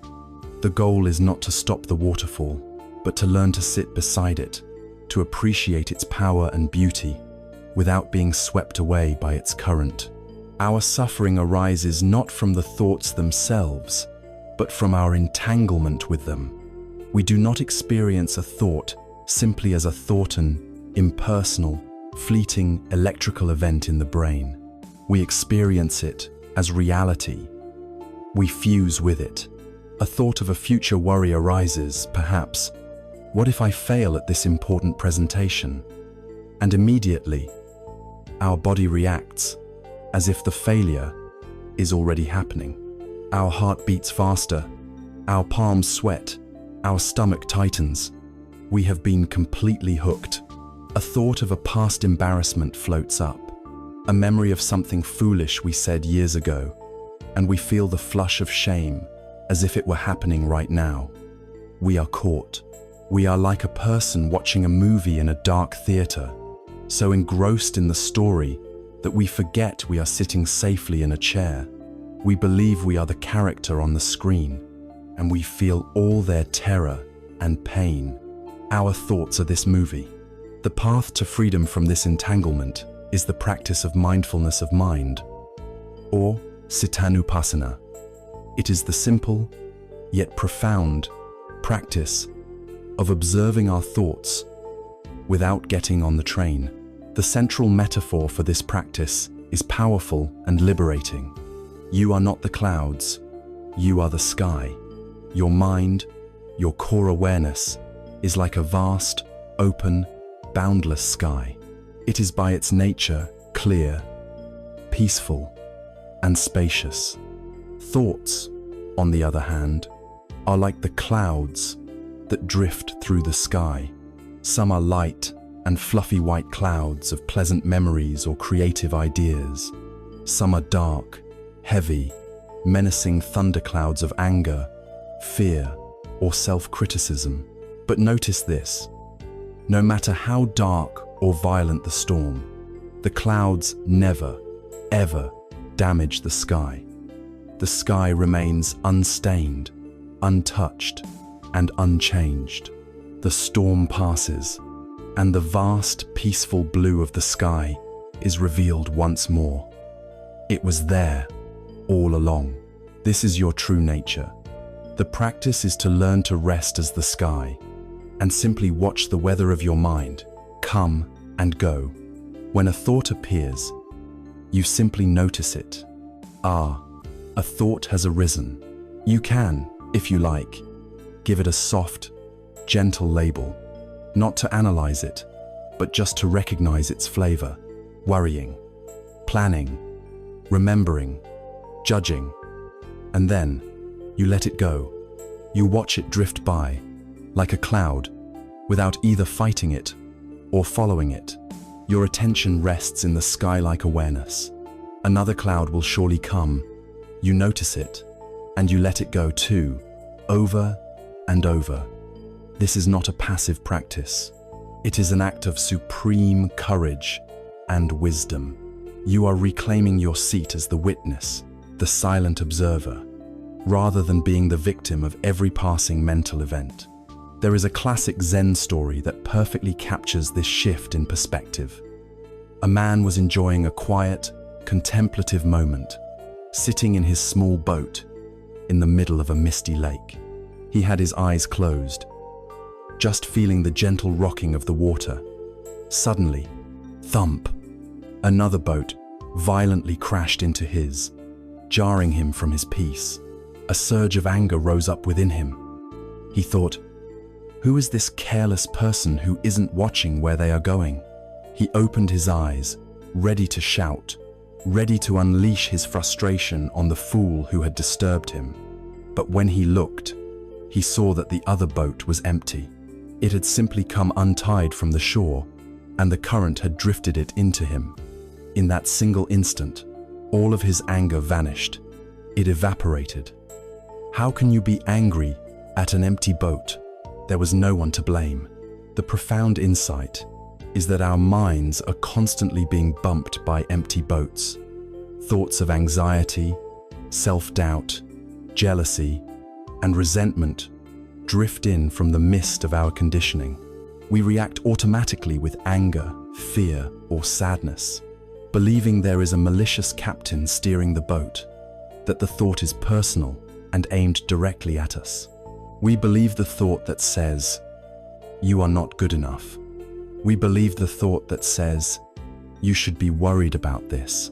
Mindfulness practice is the act of opening our eyes and seeing over and over again that these boats are empty.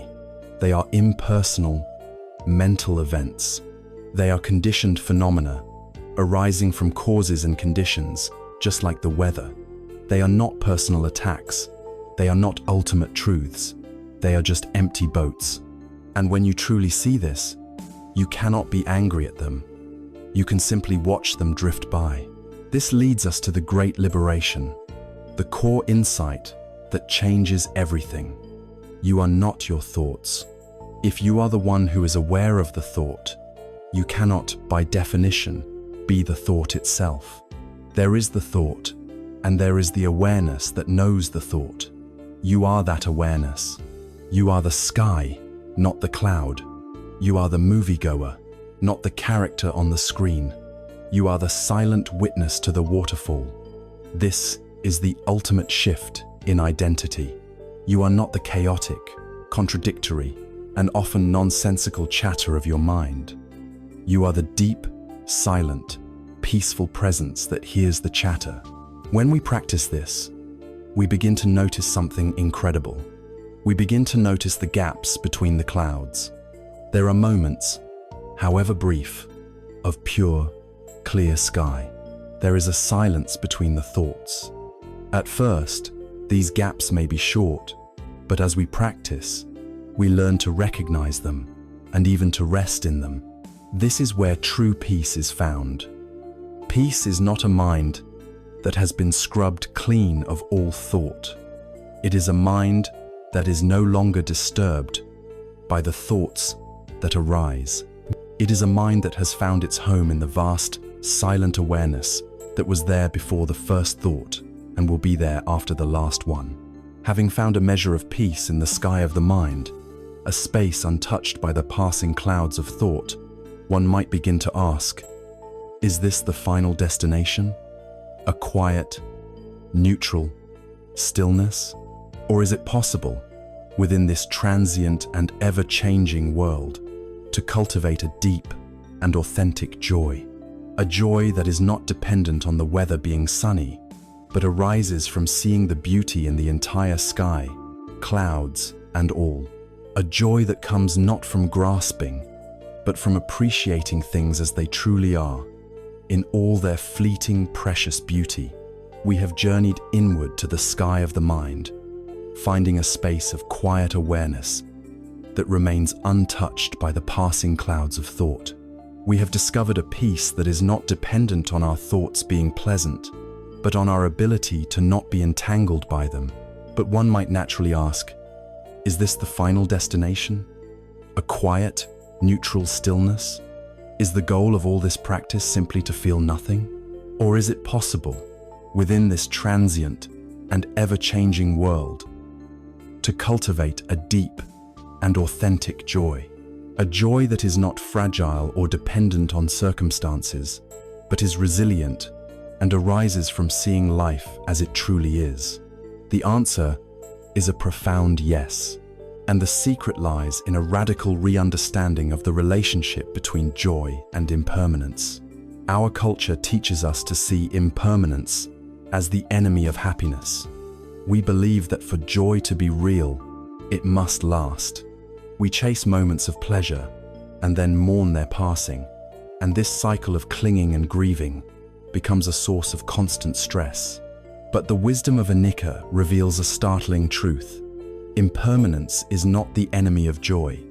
It is the very thing that makes joy possible and precious. Consider a live musical performance. The power of the experience, the magic in the air, comes precisely from the fact that it is a unique, unrepeatable event. It is happening now, and it will never happen in exactly the same way again. If the concert were to last forever, it would become mundane, a meaningless background noise. Its fleeting nature is the source of its beauty. The same is true for the moments of our lives. A heartfelt conversation with a friend, a spectacular sunset, a shared laugh. These moments are precious because they are transient. To demand they last forever is to miss the point of their beauty entirely. Let us think of a flower. Imagine a perfect artificial flower made of plastic or silk. It will last forever. It will never wilt, never fade, never lose a petal. It is permanent. And yet, it evokes very little in us. It is sterile, lifeless. Now, imagine a real flower, a rose perhaps, in a vase on your table. You watch it over days. You see the bud slowly, shyly unfurl, revealing its deep, velvety color and releasing its intoxicating scent. For a few days, it exists in a state of perfect, vibrant bloom. Its beauty is breathtaking. But then, you begin to notice the subtle signs of Anicca. The edges of the petals begin to curl and brown. The vibrant color begins to fade. One by one, the petals release and fall to the table below. The flower is wilting. It is dying. Is this process of decay a tragedy, or is it an integral part of the flower's beauty? The wisdom of this path suggests that the beauty of the bloom and the beauty of the wilting are inseparable. The flower's life is a complete arc, a whole story, and its transient nature is what makes that story so poignant and beautiful. We are invited to stop demanding that life be a permanent plastic flower and to start appreciating the profound, fleeting beauty of the real, living, and wilting one. This appreciation leads us to a different kind of happiness. Our world is obsessed with chasing peak moments of pleasure, the thrill of a new romance, the high of a major achievement, the excitement of a luxury vacation. This is a happiness dependent on external conditions being just right. But there is another kind of joy, a deeper and more sustainable well-being the Buddhists call sukha. This is not a frantic high. It is a quiet, abiding sense of contentment, a joy that is found not in the extraordinary, but in the miraculous nature of the ordinary. It is the joy of being fully present for our life, just as it is. The key to unlocking this joy is the practice of gratitude, not a passive saying of thank you, but an active training of the mind to notice the gifts that are already here. There is an old and powerful story that illustrates this more clearly than any philosophical explanation. A man was walking through the wilderness when he was suddenly chased by a ferocious tiger. He ran as fast as he could, but the tiger was gaining on him. He came to the edge of a great cliff, and with no other choice, he grabbed onto a thick vine and swung himself over the edge, dangling in the air. As he clung there, panting, he looked up and saw the snarling tiger at the top of the cliff, pawing at the vine. He looked down and saw another tiger, pacing on the ground below, waiting for him to fall. His situation was hopeless. Then, out of a crevice in the cliff face, two small mice appeared, one white and one black. They began to gnaw on the vine he was holding. He could feel the vine weakening. The white mouse and the black mouse, day and night, were eating away the very fabric of his life. At that moment, facing certain annihilation from above, below, and from the passage of time itself, he saw something.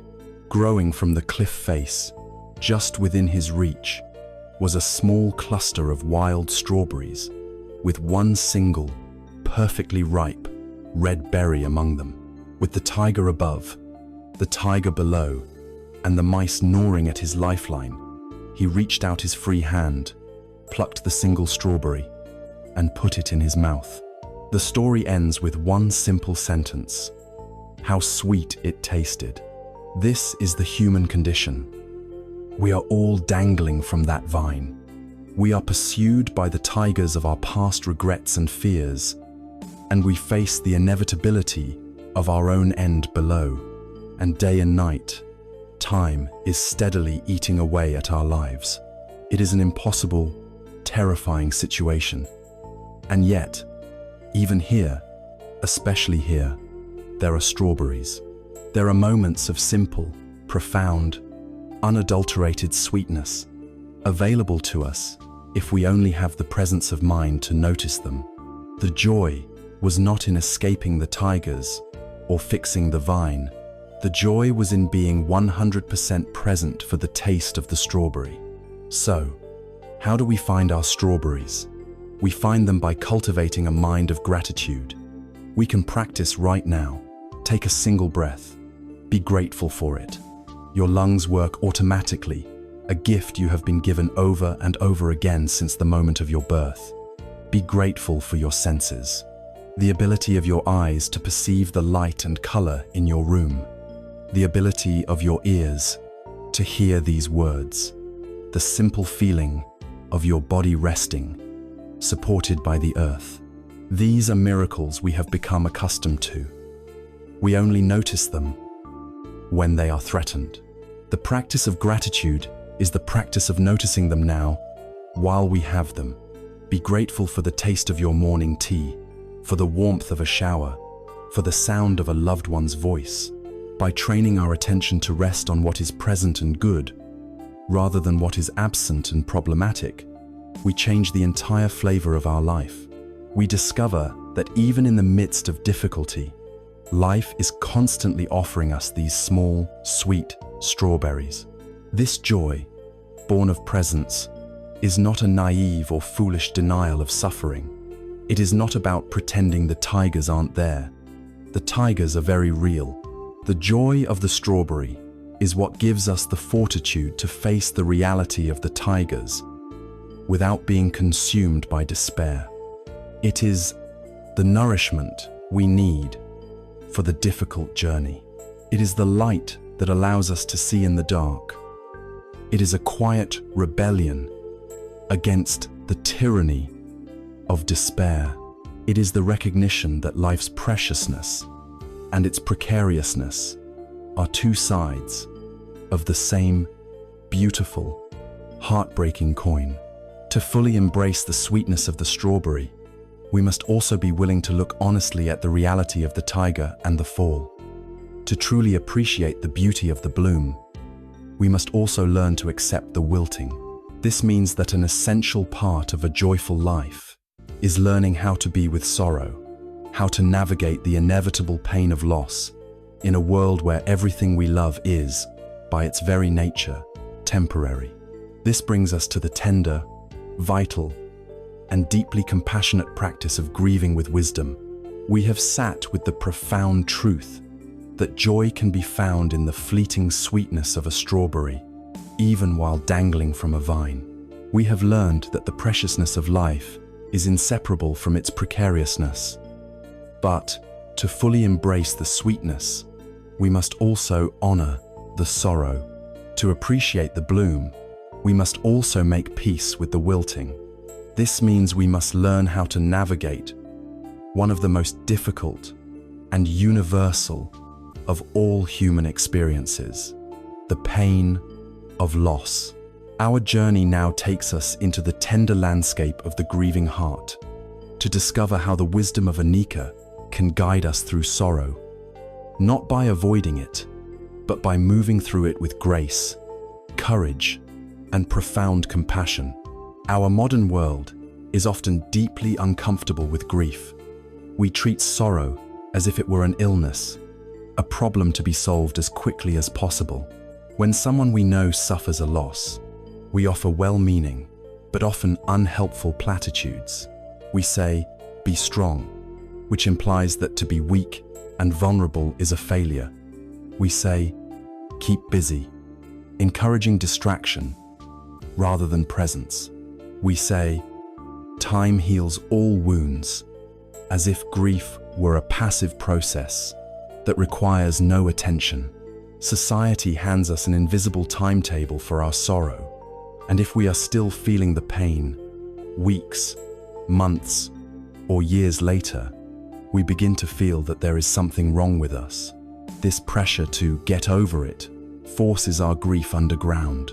We try to build a dam against the river of our sadness, but the water of love and loss continues to rise behind it, building immense pressure until it either leaks out as chronic anxiety and depression or bursts forth in a devastating flood. The Buddhist path offers a profoundly different and more compassionate approach. It does not tell us to be strong. It invites us to be tender. It does not tell us not to grieve. On the contrary, it recognizes that grief is the natural and honorable testament to love. The pain we feel when we lose someone is the echo of the joy they brought into our lives. The depth of our sorrow is a measure of the depth of our connection. To grieve is to honor that connection. It is the heart's sacred and necessary response to loss. To try and bypass grief, to numb it or rush it, would be to dishonor the love that was shared.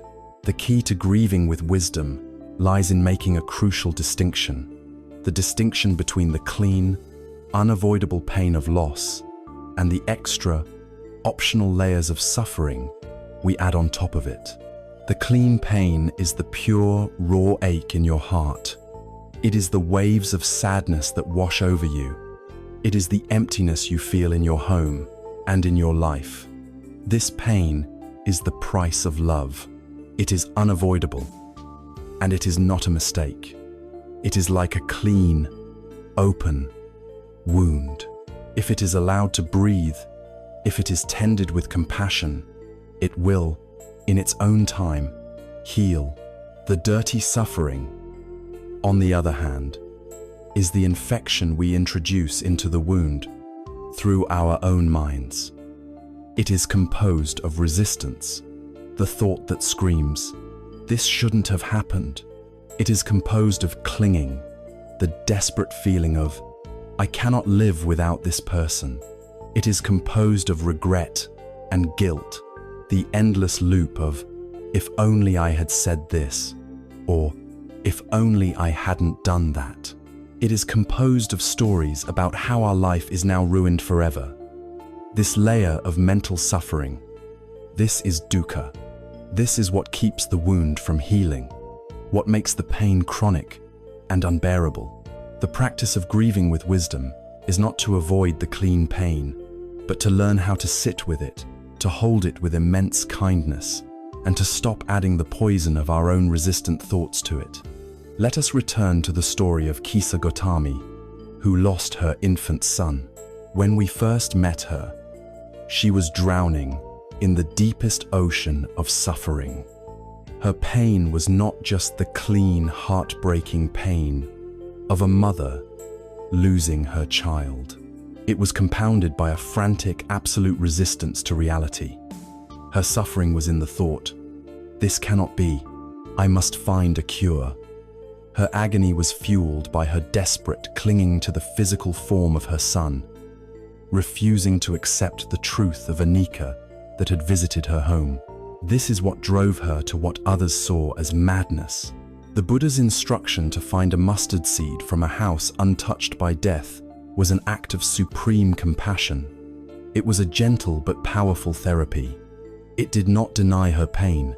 Instead, it guided her to place her personal tragedy within a universal context.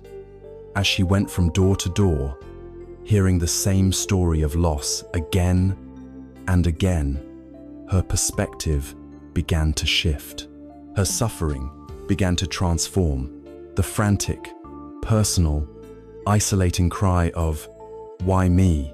began to soften into the deep, universal, connecting sorrow of, "This is the nature of life for all of us." When she finally sat by the roadside, her resistance had dissolved. The desperate clinging was gone. What was left was the clean pain, the pure sadness of her loss. But it was now held in a vast container of wisdom and compassion. She understood that her son, like every being, was subject to the universal law of impermanence. She could finally let go of his physical form, not because she stopped loving him, but because she had finally accepted the nature of reality. Her love was no longer a desperate grasp. It could now begin its slow transformation into a peaceful, loving remembrance. This is the path we are all invited to walk when loss touches our lives. It is a practice. When the wave of sadness comes, our practice is to stop everything, to sit down, to breathe, to allow the wave to wash over us without resistance. If tears come, we let them flow. We feel the ache in our chest. We give the clean pain our full compassionate attention. We hold our own heart as we would hold a frightened child. We whisper to ourselves, "This is grief. It is okay to feel this way. This hurts so much because I loved so much." We let go of the timetable. We let go of all the shoulds. Grief has its own intelligence, its own rhythm. Our only task is to be present for it with kindness, and then, gently, in our own time, we can begin to introduce the practice of gratitude. This is not to cover up the pain, but to allow it to coexist with love. We can bring to mind a memory of a time we laughed with the person we lost. We can feel gratitude for that moment, for that gift. We can remember a piece of wisdom they shared with us and feel gratitude for the way they shaped our lives. This is how the relationship continues beyond death. The love does not die. The physical form is gone. The connection has changed its nature, but the love itself remains as a warm presence within us. The aching void begins to be filled with the quiet glow of gratitude for what was given, rather than just the pain of what was taken away. This is the art of losing. It is not about becoming hard or unfeeling. It is about becoming infinitely soft and open-hearted. It is having the courage to keep our hearts open, even when they are broken. It is the understanding that love and loss are the warp and weft of the same beautiful, tragic, and sacred tapestry of human life. By learning to grieve with wisdom, we honor our loved ones most profoundly, and we offer ourselves the gift of healing. Having learned to hold the most profound of all losses with a tender and open heart, we may begin to see that grief is just one powerful way the past continues to live on within us. Our lives are often populated by other ghosts as well. The ghosts of old regrets, of past mistakes, of hurts we have given, and hurts we have received. How do we learn to let go of these burdens as well, so that we may walk into the present moment with freedom and lightness? This brings us to the gentle art of releasing the past. We have walked through the tender landscape of grief, learning to hold the profound pain of loss with a compassionate and open heart. We have seen that this practice of wise acceptance allows love to transform from an aching wound into a warm and living presence. But grief for a loved one is only one of the powerful ways the past can inhabit our present. Our lives are often populated by a whole host of other ghosts. The ghosts of our own past mistakes, the ghosts of old resentments we hold against others, the ghosts of opportunities missed and words we wish we could take back. We carry these stories with us, and the weight of this invisible burden can be immense. Our journey now leads us to the gentle art of releasing the past, of learning to leave our footprints on water so that we may walk into the present moment with freedom and lightness. Let us begin by asking a simple question. Where is the past? It is not happening now. The events you are remembering are gone. They exist only in two places, as thoughts and images arising in your mind right now, and as sensations and patterns stored in your body right now. The past itself has no power. It is like the wake of a boat, a trail that proves where the boat has been, but has no ability to steer the boat in the present. We are the ones who give the past its power. We do this by constantly turning around, focusing on the wake, and reliving the journey. We do this by carrying the past on our backs, like a hiker who insists on filling their backpack with heavy, useless stones from every place they have ever camped. Each stone is a resentment, a regret, a grievance. We lug this immense weight up the mountain of our life, and then we wonder why we are so exhausted, so bent over, so unable to enjoy the view. A core part of setting down this burden is the practice of forgiveness. In our culture, this word is often deeply misunderstood. We resist forgiving someone who has hurt us because we believe it means condoning what they did, letting them off the hook, or saying that the harm they caused was okay. We resist forgiving ourselves because we believe it means excusing our own harmful behavior. But from a Buddhist perspective, forgiveness is not for the other person, and it is not an act of moral accounting. Forgiveness is a pragmatic, internal act of self-liberation. Holding on to anger and resentment is like drinking poison yourself and hoping the other person will die from it. The only person it consistently harms is you. Forgiveness is the act of putting down the poison. It is the decision to stop allowing an event from the past to continue to cause you suffering in the present. It is looking at one of those heavy stones in your backpack and deciding, for your own sake, to set it down and walk on without it. This same radical act of self-compassion applies to forgiving ourselves. We all make mistakes. We all cause harm, whether intentionally or unintentionally. To be human is to be imperfect. To punish ourselves endlessly for past mistakes is to be trapped in a prison of our own making. Self-forgiveness is not about saying, "What I did was fine." It is about saying, "I acknowledge my mistake. I have learned from the pain it caused. I cannot change the past, but I can choose to stop torturing myself in the present. I can choose to grow."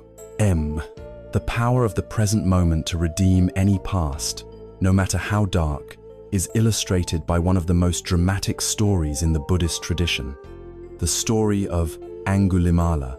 Angulimala was a man who had fallen under the sway of a malevolent teacher and had become a terrifying serial killer.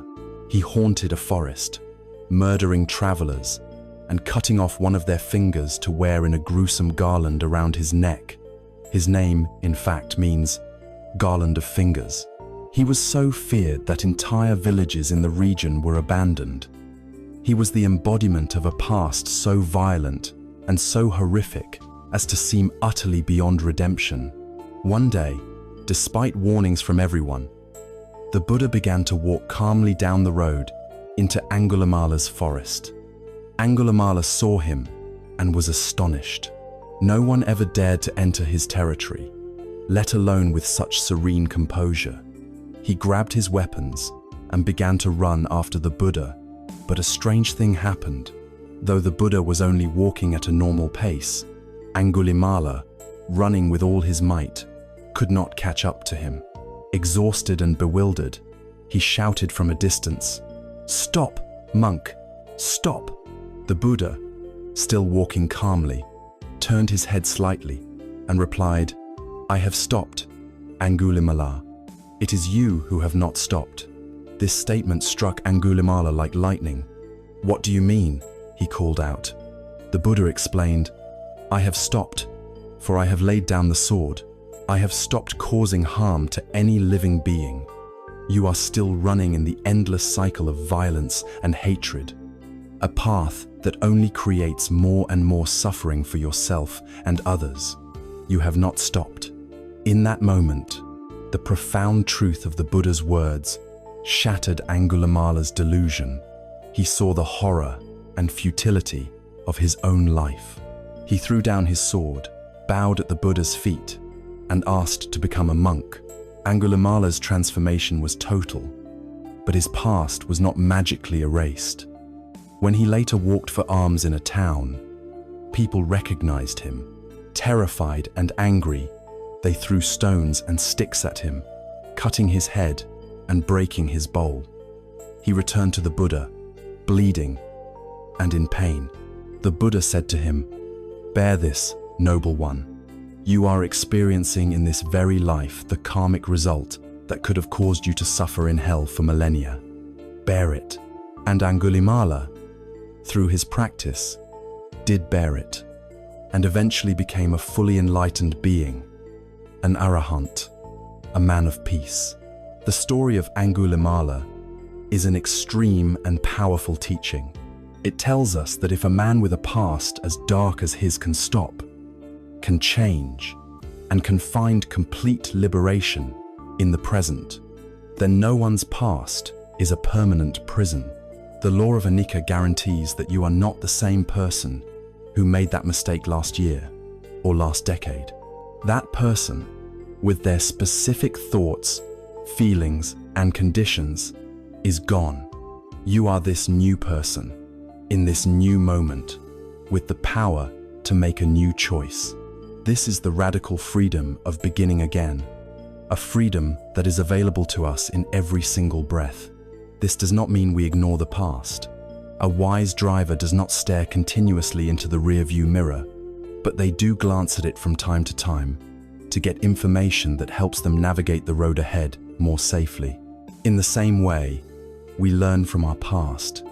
We look back at our mistakes and the pain they caused, and we use that wisdom to inform our choices now. We resolve to act with more kindness, more awareness, more skill. We learn from the past, but we do not live there. We do not set up a permanent home in the land of regret. So let this be a practice. When you find your mind caught in the loop of a past regret or a resentment, pause, breathe, see it for what it is. A ghost, an empty boat, an old movie playing in your mind. You can imagine yourself taking off that heavy backpack you have been carrying. Reach in and take out one of the stones. Hold it for a moment. Look at it. Acknowledge the story it represents. Perhaps you can even thank it for the hard lesson it taught you about what you truly value. And then, with a clear and conscious intention for your own freedom, imagine yourself setting that stone down on the side of the road. Feel the lightness in your hand, and then turn and walk on, leaving it behind, feeling the new lightness in your step as you continue your journey into the fresh, unwritten landscape of the present moment. Having learned to set down the heavy burdens of the past, we find ourselves standing more lightly, more freely, in this precious now. But our minds are not content to only dwell on what has been. They are also master storytellers about what is yet to come. They project our past fears and our future hopes onto the blank screen of tomorrow, creating the vast phantom landscape of anxiety. How then, with this newfound lightness, do we learn to face the great, uncharted map of the future? This brings us to explore our relationship with the fundamental nature of uncertainty itself. We have walked back through the corridors of our own history, learning to set down the heavy stones of regret and resentment. We have found that the past is a ghost, powerful only when we give it our attention, and that the present moment is a constant, liberating opportunity to begin again. Having learned to unchain ourselves from what has been, we now turn to face the other direction. We turn to face the great, shimmering, and often terrifying mirage of what is to come. We turn to the future, an uncharted map that our minds are desperately trying to fill in, a blank page that we fill with the ink of our anxiety.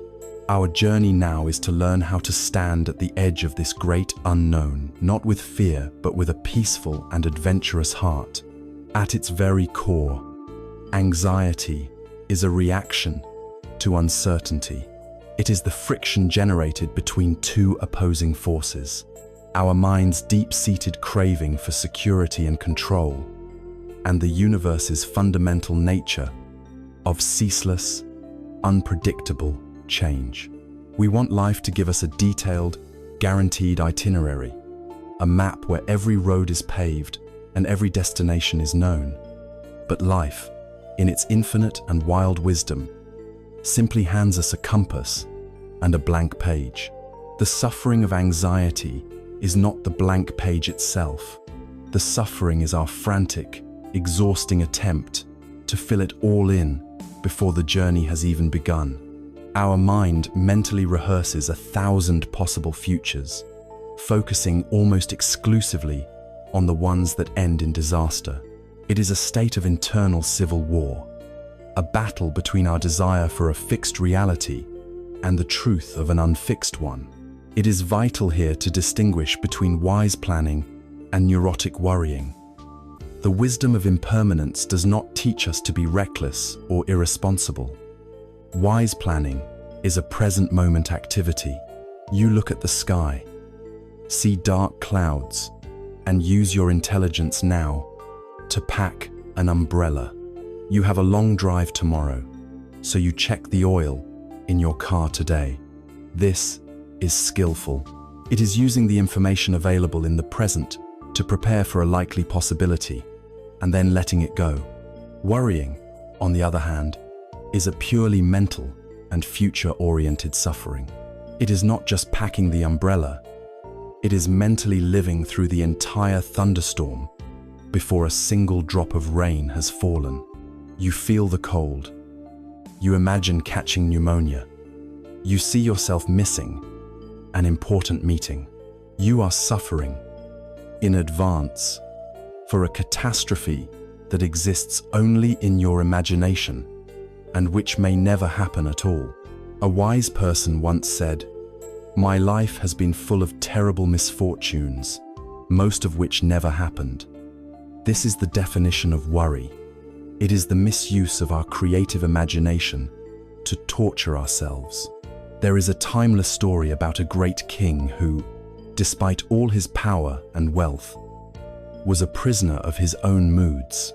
His triumphs made him arrogant and proud, and his setbacks threw him into the depths of despair. He summoned the wisest sages in his kingdom and gave them a challenge. "Create for me a magical object," he commanded, "that will ground me, something I can look at that will make me feel hope when I am in despair, and will make me humble when I am basking in glory." The sages consulted with one another, and after some time, they returned not with a grand or magical artifact, but with a simple, elegant ring. The king was unimpressed until the chief sage instructed him, "Look inside the band, Your Majesty."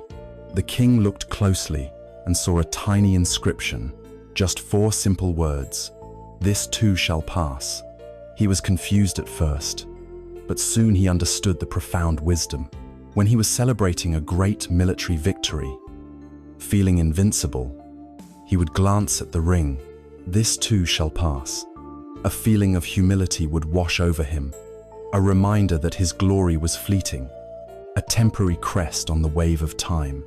It would temper his pride, and when he faced a terrible defeat or the loss of a loved one, and felt that his suffering was an endless, dark tunnel, he would look at the ring, "This too shall pass," and a seed of hope would be planted in his heart, a reminder that his despair was also a cloud, that it would not last forever.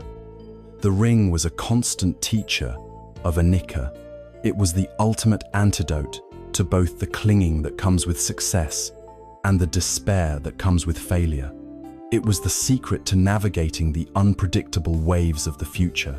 This story reveals the key to being at peace with an uncertain future.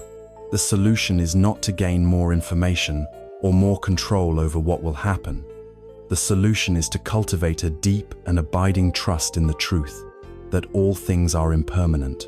This includes our sorrows and our joys, our fears and our triumphs. But how do we live with this knowledge? If we cannot control the future, what power do we have? Our true power lies in shifting our focus from controlling the future to cultivating our capacity to meet the present. The great question is not, how can I guarantee a good outcome next year? The great question is, how can I meet this moment, right now, with wisdom, courage, and a kind heart? Our real security does not come from a predictable future. It comes from trusting our own inner resources. You build trust in the person you will be tomorrow by being a person you can trust today. You cultivate the strength to handle future hardships by handling today's small irritations with patience. You cultivate the resilience to endure future loss by appreciating what you have in this moment with gratitude. Your power is never in the future. It is always and only right now.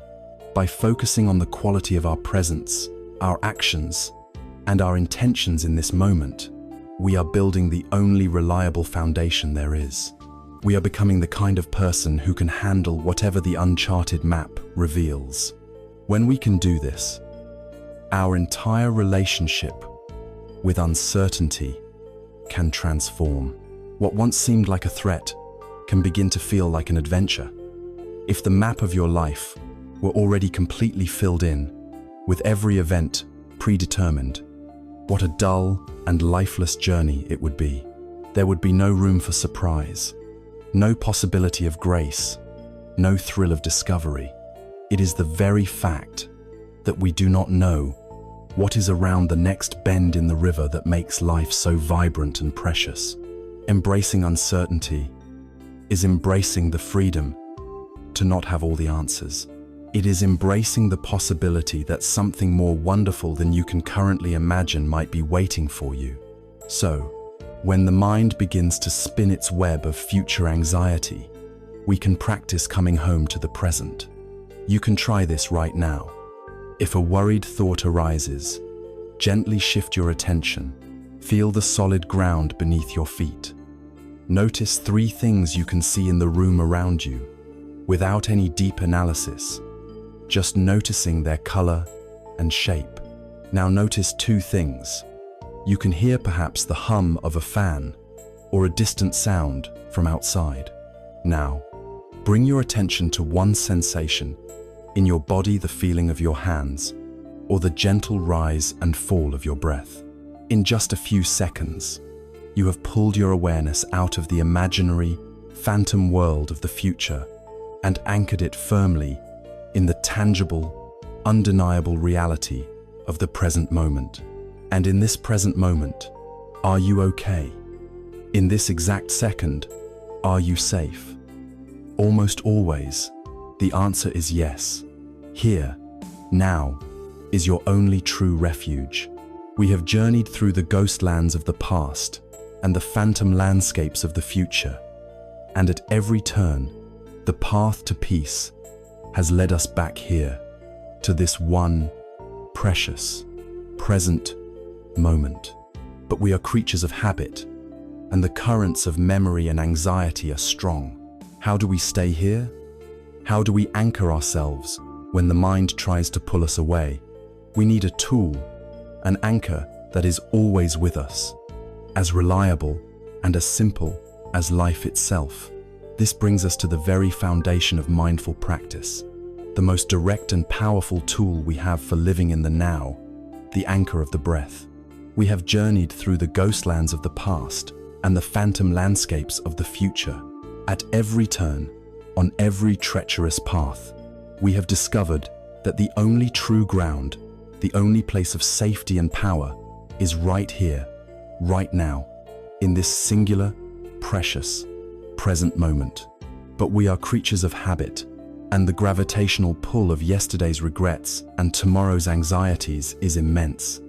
The currents of the mind are strong. To keep from being swept away, we need an anchor. We need a simple, reliable tool that can hold us steady in the midst of any storm. Fortunately, we are all born with one. It is a tool that is always with us, from our first cry to our final release. It requires no special equipment, no external guru, no complex philosophy. It is as simple and as profound as life itself. It is the anchor of the breath. Why the breath? In countless contemplative traditions across thousands of years, the breath has been the chosen focus, the gateway to stillness and insight. There are several reasons for its unique power. Firstly, it is always with us. You don't have to go anywhere to find it. It is a constant, reliable companion. Secondly, it is always happening in the present moment. You cannot take a breath that is in the past. You cannot take a breath that is in the future. To be consciously feeling your breath is, by definition, to be grounded in the now. It is an immediate and infallible antidote to being lost in thought. Thirdly, the breath is a bridge. It connects our conscious and unconscious worlds. It happens automatically without our control, yet we can also choose to control it, to make it deeper or faster. It straddles the seen and the unseen. Finally, it is neutral. Unlike certain thoughts or emotions, the simple sensation of breathing does not usually carry a heavy emotional charge, making it a stable and calming object for our attention. The practice of using this anchor is known in the Buddhist tradition as anapanasati, which simply means mindfulness of breathing. It is a practice of profound simplicity, yet its effects, cultivated over time, are life-altering, and it is something we can explore together, right now. There is nothing to fear. There is no way to fail. There is only the gentle practice of beginning again. So, let us begin. Find a comfortable posture. You can be sitting in a chair, with your feet flat on the floor, or on a cushion on the ground. The invitation is to find a posture that embodies both dignity and ease. Let your spine be relatively straight, like a noble tree, but not stiff or rigid. Allow your shoulders to relax, your hands to rest comfortably in your lap or on your knees. Let your body be soft, and if you feel comfortable, you can allow your eyes to gently close, or you can lower your gaze to a soft focus on the floor a few feet in front of you. Now, bring your attention, your gentle, curious awareness, to the sensation of your own breathing. Don't try to change it or control it in any way. Just allow it to be exactly as it is. Let the body breathe itself. Your only task is to feel it. You might notice the sensation at the tip of your nostrils, feeling the slight coolness of the air as it enters, and the subtle warmth as it leaves. Or you might prefer to rest your attention on the rise and fall of your abdomen, feeling the gentle expansion on the in-breath and the soft deflation on the out-breath. Choose one of these spots and just let your awareness rest there, as lightly as a butterfly on a flower, feeling one in-breath and one out-breath. Simple, nothing to achieve, nowhere to go, just being with this one breath. Sooner or later, and probably sooner, you will notice that your mind has wandered.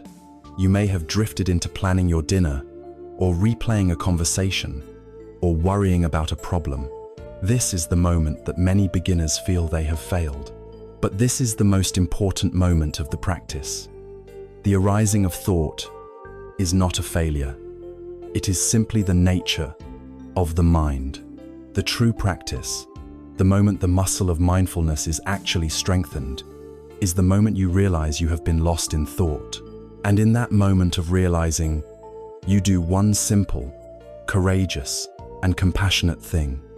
Without any judgment, without any scolding or frustration, you gently, kindly, and lovingly escort your attention back to the feeling of the breath. That's it. That is the entire practice. Resting your attention on the breath, noticing when it has wandered, and gently, patiently bringing it back, over and over and over again. Every time you bring your mind back, it is a victory. It is one repetition of a sacred inner workout. Think of your attention as a curious puppy you are training to sit. You place it on the breath. The puppy wanders off to chase a sound or a smell. You don't get angry at the puppy. You just gently pick it up and place it back where you want it to be, 1,000 times, if necessary. This is an act of supreme kindness to yourself. Let us sit with this for a few more moments together, resting the attention on the breath, noticing the coolness at the nostrils or the gentle rise of the belly. And when the mind wanders, as it will, gently returning home to the anchor of this breath, this moment. Now, as you continue to breathe, let us look more deeply at what the breath is teaching us. Every single breath is a perfect, miniature lesson in Anicca, in impermanence. Notice the in-breath. It arises from nothingness. It swells. It exists for a moment, and then it dissolves. It is followed by the out-breath. The out-breath arises. It exists for a moment, and it too passes away into nothingness. And then there is a pause, a moment of stillness, before the next in-breath begins, new and completely fresh. No two breaths are ever exactly the same. By simply watching our breath, we are watching the fundamental rhythm of the universe, the rhythm of arising, being, and passing away. We are training our entire nervous system to be at peace with the flow of change, not just as an intellectual idea, but as a felt, lived reality in our own bodies. The most profound effect of this simple practice is what it does for us when our eyes are open, when we are out in the world. This practice creates a space. It creates a sacred pause between a stimulus and our habitual, conditioned response. Before the practice, someone cuts you off in traffic, stimulus, and instantly there is anger, a clenched fist, a sharp word, response. The gap between the two is almost zero. We are a puppet of our reactions. But as we practice, the muscle of awareness gets stronger. Now, someone cuts you off in traffic, stimulus, and a small gap of awareness opens up. You can feel the anger beginning to arise in your body as a hot energy. But you are not completely consumed by it. You are the sky noticing the thundercloud. And in that space, in that half second of freedom, you have a choice. You can still choose the old reaction, but you can also choose another way. You can choose to breathe. You can choose to remember that the other driver is probably just a person who is suffering in their own way. You can choose to simply let it go and protect your own peace. That space is freedom. It is the beginning of the end of being a slave to your own conditioning. So, this is the invitation. It is not to become a great meditator. It is simply to begin.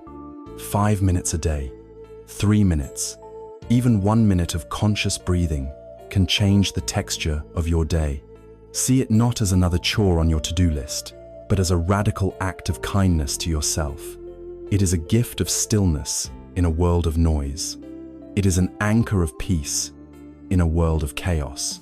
This practice of returning, again and again, to the anchor of the breath cultivates many powerful qualities within us. But perhaps the first and most essential quality it builds is a deep and abiding patience. Patience with our wandering mind, patience with the slowness of the healing process, and patience with life itself as it unfolds according to its own mysterious rhythm. Let us now explore this quiet superpower, this forgotten virtue of patience, which is the gentle fruit of this mindful practice. We have found our anchor in the gentle, reliable rhythm of the breath. We have discovered a practice that can bring us home to the present moment, again and again. And as we engage in this practice, this simple act of noticing that the mind has wandered and kindly escorting it back, we are, perhaps without even realizing it, cultivating one of the most essential and forgotten virtues of our time. Each gentle return is an act of patience, patience with our restless minds, patience with the unfolding of the moment, patience with the process of life itself. Let us now turn our full attention to this quiet superpower, this gentle strength that is the natural fruit of a mindful heart, the virtue of patience. We live in the age of impatience.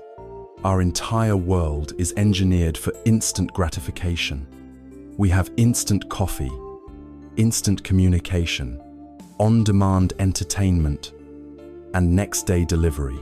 We have been conditioned to expect immediate results in every area of our lives, and this conditioning has seeped into our hearts. We expect to heal from a deep emotional wound in a matter of weeks. We expect to master a new skill after just a few lessons. We expect our spiritual practice to deliver profound and lasting peace after our first few attempts at meditation. When these instant results do not materialize, we become frustrated, disillusioned, and discouraged. We conclude that the diet isn't working, the relationship is a failure, or that we are simply bad at meditating. This culture of impatience is a constant source of low-grade stress and anxiety, and it robs us of the ability to engage with any deep, meaningful, and long-term process of growth. It is so important to understand what patience truly is and what it is not. Patience is not passive waiting. It is not a weak or helpless resignation to circumstances. It is not gritting your teeth and merely tolerating the present moment while you desperately wait for a different one. That is just impatience in disguise. True patience, known in the Buddhist tradition as kshanti, is an active and courageous state of being. It is the strength to be with things as they are, without demanding that they be different right now. It is a form of profound wisdom, an understanding that everything in the universe, from the healing of a wound to the growth of a forest to the transformation of a human mind, operates on its own organic, unhurried timeline. You cannot force a flower to bloom faster by prying open its petals. You would only destroy it. Patience is the wisdom to water the soil, provide the sunlight, and trust in the natural process of blooming. There is a powerful story that illustrates this principle. The story of the Chinese bamboo farmer. When a farmer plants the seed of this particular type of bamboo, a remarkable test of faith begins. For the first year, he waters the ground, fertilizes it, and protects it. Nothing happens. No sprout, no shoot, not a single green leaf breaks the surface. For the second year, he continues his patient labor. Still nothing. The third year, the same. The fourth year, the same. Imagine the state of this farmer. His neighbors, planting crops that yield a harvest in a single season, might look at him with pity or scorn. He might be filled with doubt, tempted to give up, feeling that all his tireless effort has been for nothing. This is often how we feel in our own practice. We sit, we watch our breath, we try to be kind to ourselves, but on the surface, nothing seems to be changing. But then, sometime in the fifth year, something miraculous happens. A tiny bamboo shoot finally breaks through the soil. And then, in a breathtaking display of growth, the bamboo rockets upward, growing as much as 90 feet tall in a mere 6 weeks. The question is, did the bamboo grow 90 feet in 6 weeks? Or did it grow for 5 years? The answer is clear. Its spectacular, visible growth was only possible because of the 5 years of patient, faithful, often discouraging labor that allowed it to build an incredibly deep, strong, and extensive root system underground. Without that hidden foundation, the visible growth would have been impossible. This is the perfect metaphor for our own inner work. The moments, the weeks, the months, even the years when we feel like we are getting nowhere, when we are just patiently watering the soil of our practice with little to show for it. These are the times we are building our root system. We are strengthening the unseen foundations of mindfulness, of self-compassion, of wisdom, the breakthroughs, the moments of clarity, the shifts in our character. These are the visible shoots that inevitably emerge from this deep, patient, and hidden work. Patience is the faith to keep tending the soil, even when the surface is bare. This profound patience is a natural outcome of deeply understanding Anicca, or impermanence. When you truly know, in your bones, that all things are in a state of flux, it changes your relationship with time completely. When you find yourself in the midst of a difficult situation, a period of intense anxiety, a conflict at work, a painful illness, the wisdom of Anicca is a comforting voice that whispers, "This is not permanent. This storm will pass." This knowledge gives you the strength to endure the present difficulty without falling into despair or desperately trying to escape. You can be patient because you know the state is temporary. Conversely, when you are working towards a positive goal, understanding Anicca helps you to release the anxiety of needing instant results. You understand that things arise from causes and conditions. If you plant the seeds of kindness, mindfulness, and right effort today, you can trust that, in time, a harvest will come. You don't have to keep digging up the seed to see if it's growing. You can patiently tend the conditions and allow the natural process of growth to unfold. Patience becomes a form of deep trust in the laws of nature and the laws of the heart. Perhaps the most important arena for this practice is in cultivating patience with ourselves. We are often our own harshest critics. We set impossibly high standards for our own growth and then berate ourselves when we fall short. The path of waking up is not a straight, linear ascent. It is a spiral. We circle around the same core issues, but hopefully, each time with a little more height, a little more perspective. There will be days of beautiful clarity and peace. And there will be days when we are completely lost in old habits, when our minds feel like a chaotic storm, when we say and do things we regret. This is not a sign of failure. It is a sign of being a human being on a challenging path. Patience is the ability to forgive ourselves for not being perfect. It is the wisdom to treat ourselves on a bad day with the same kindness and encouragement we would offer a dear friend. It is knowing that even a field that lies fallow in winter is still gathering strength for the spring. Self-compassion is the water and sunlight for our own inner bamboo. And so, patience is not a passive waiting. It is an expression of wisdom. It is the courage to stay present with the unfolding mystery of life, without demanding that it conform to our hurried schedule. It is the strength to allow ourselves, our relationships, and our world the space they need to grow, to heal, and to transform. It is the quiet, steady, and unshakable power of the farmer who knows that the harvest cannot be rushed and who finds a deep contentment in the simple, faithful, and patient tending of the soil.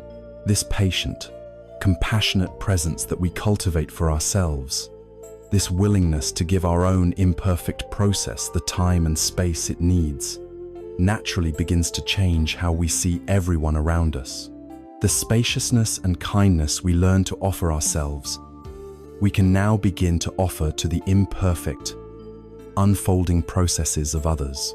This patient acceptance opens the door to one of the most beautiful flowers in the garden of the heart: genuine, unconditional compassion. We have sat with the wisdom of the bamboo farmer, learning to cultivate the quiet, steadfast, and powerful virtue of patience. By tending the soil of our own inner world with a gentle and non-judgmental hand, we learn to give our own imperfect process the time and space it needs to grow.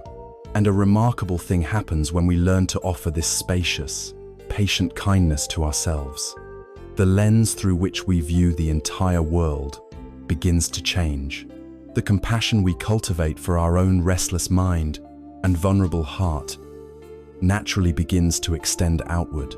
We learn that the most beautiful flower that grows from the soil of patience is the flower of genuine, unconditional compassion for others. The foundation of true compassion, or karuna, as it is known in the Buddhist tradition, is the deep, experiential recognition of our shared humanity. Through our own practice, we have become intimate with our own suffering. We have watched the arising and passing of our own anxiety. We have felt the sting of our own attachments, the ache of our own losses, the frustration of our own failings. We have seen, with stark clarity, how we are all dangling from that vine, caught between the tigers of the past and future, with the mice of time gnawing away at our support. The invitation of compassion is to now look at every other person you meet through this lens of shared vulnerability. Look at the person who is irritating you in traffic, at your demanding boss, at the political figure you despise, at the family member you struggle to understand, and see that they too are dangling from a vine. They too have a heart that feels fear. They too are afraid of not being loved, of not being enough. They too are subject to sickness, old age, and death. They too have a mind filled with a chaotic torrent of thoughts. When we look deeply, beyond the surface-level personality and opinions, we see a fellow being who is, just like us, simply trying to find happiness and avoid suffering in a confusing, and impermanent world. In this recognition, the hard walls of us versus them begin to soften and dissolve. This perspective has the power to completely transform our relationship with anger and judgment. Anger requires a solid target. When someone hurts us, we tend to freeze them in that moment of transgression. We create a fixed, solid, monstrous caricature of them in our mind, labeled the one who wronged me. We then hurl the fire of our anger at this static image, replaying the event over and over, keeping our wound fresh and our resentment alive. But the wisdom of Anicca and Anatta shows us that this solid target does not actually exist. The person who hurt you was a temporary confluence of causes and conditions, of their own pain, their own ignorance, their own fear. They are not the same person today that they were in that moment. To stay angry at them is to stay angry at a ghost. This does not mean we excuse harmful behavior or that we must remain in unsafe situations. It simply means we depersonalize the harm. We see that the hurtful action arose not from an inherently evil, solid self, but from a process of suffering. We see the suffering behind the action. This insight creates a space, a pause, that allows us to respond with wisdom rather than blind reaction. It allows us to protect ourselves while letting go of the corrosive poison of hatred. There is a powerful story that demonstrates this compassionate non-reaction perfectly. One day, a man came before the Buddha, his face contorted with rage. He had come to believe the Buddha's teachings were a threat to his own traditions, and he unleashed a torrent of the most vile and hateful insults imaginable. He insulted the Buddha's character, his family, his teachings. The Buddha did not flinch. He did not argue. He sat in complete silence, with a calm and present demeanor, simply receiving the man's verbal assault. He listened, not just to the words, but to the deep pain from which they were coming. The man eventually ran out of energy, exhausted by his own fury. The silence that followed was heavy. Then, the Buddha looked at him kindly and asked a simple question. "My friend," he said, "if you prepare a beautiful gift for someone and you offer it to them, but that person does not accept your gift, to whom does the gift then belong?" The angry man, taken aback, thought for a moment and replied, "Well, if they don't accept it, it would still belong to me." The Buddha nodded gently. "Exactly so," he said. "You have just offered me the gift of your anger and your insults. I have chosen not to accept it." The man was stunned into silence, realizing that all the poison he had tried to pour onto the Buddha had remained his own burden to carry.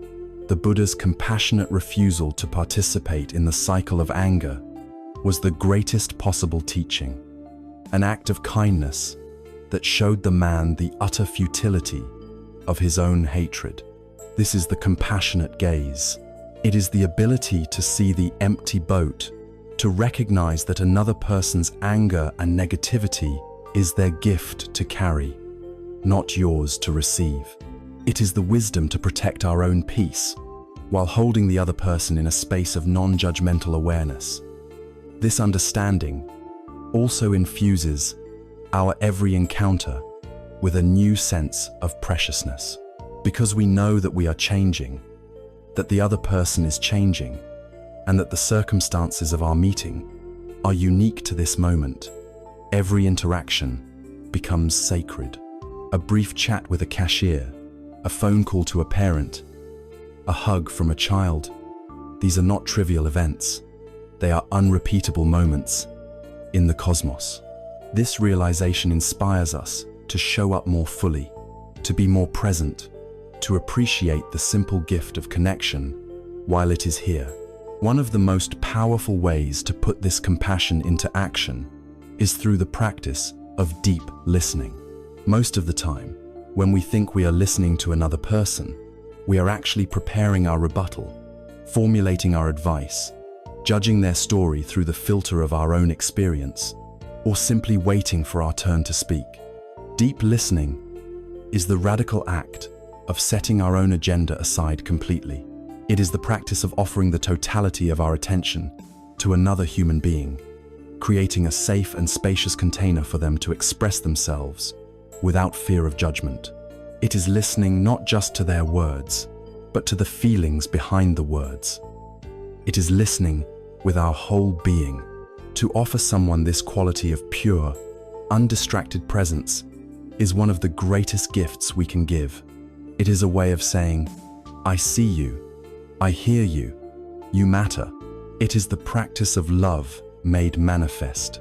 When we look at the world and at others through this compassionate gaze, born of our own intimate understanding of impermanence and suffering, the illusion that we are separate begins to fall away.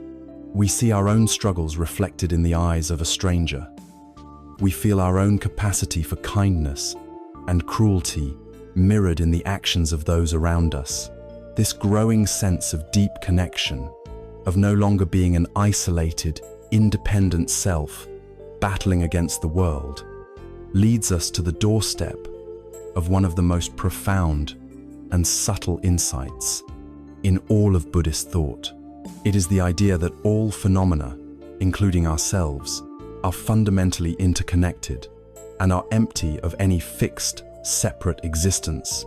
We are ready to move from seeing the individual, transient waves on the surface of the ocean to recognizing the single, vast, unified body of water from which they all arise and to which they all return. We have stood at the threshold of our own being, looking at others through the softening lens of compassion. We have begun to feel how the hard lines that we draw between self and other start to blur when we recognize our shared condition of impermanence, of vulnerability, of a common search for happiness. This feeling of deep connection is not just a pleasant sentiment. It is a doorway, an invitation to journey even deeper into the very nature of reality. It leads us to one of the most subtle, profound, and ultimately liberating insights of the Buddhist path, the wisdom of shunyata, or emptiness. Now, the word emptiness can be intimidating. It sounds cold, nihilistic, like a sterile void.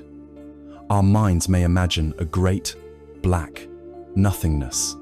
It is essential, from the very beginning, to understand that this is not what it means. Emptiness, in this context, does not mean non-existence. It means empty of a separate, independent self. Think of a teacup.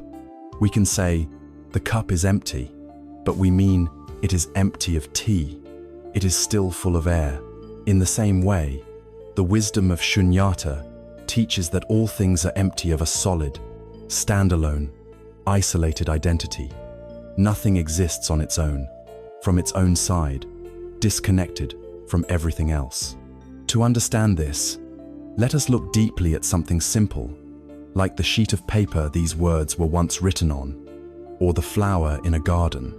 When we look at a flower, we see a distinct object. We see its color, its petals, its stem. But if we look with the eyes of wisdom, we see much more. We see the sun, because without the sun's light and warmth, the flower could not have grown. We see the clouds and the rain, because without water, the flower would have withered and died. We see the earth, the rich soil, and the minerals that nourished its roots. We see the farmer who planted the seed, and the generations of ancestors who passed down that knowledge. We see the entire cosmos, concentrated in this one beautiful bloom. All of these non-flower elements are not just related to the flower, they are inside the flower. The flower is made entirely of things that are not the flower. If we were to take away the sun, the rain, the earth, and the air, there would be no flower left. It has no separate, private existence. It is with everything else in the universe. This is the truth of all things, including ourselves. You are not just you. You are the food your parents ate, the air your ancestors breathed, the language you were taught, the kindness or cruelty you received. You are the sunlight and the rain. You interact with the whole universe. Perhaps the most powerful way to grasp this is through the metaphor of the wave and the ocean. Imagine a single wave rising up from the sea.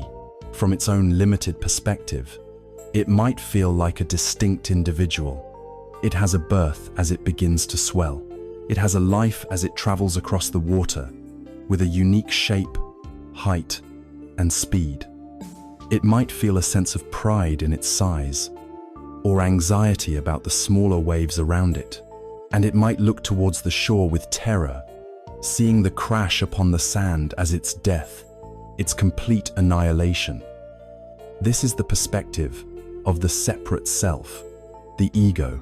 It is how we usually experience our own lives, as a separate individual born into the world, traveling for a short time, and facing the terror of our own end. But now, let us shift our perspective to that of the ocean.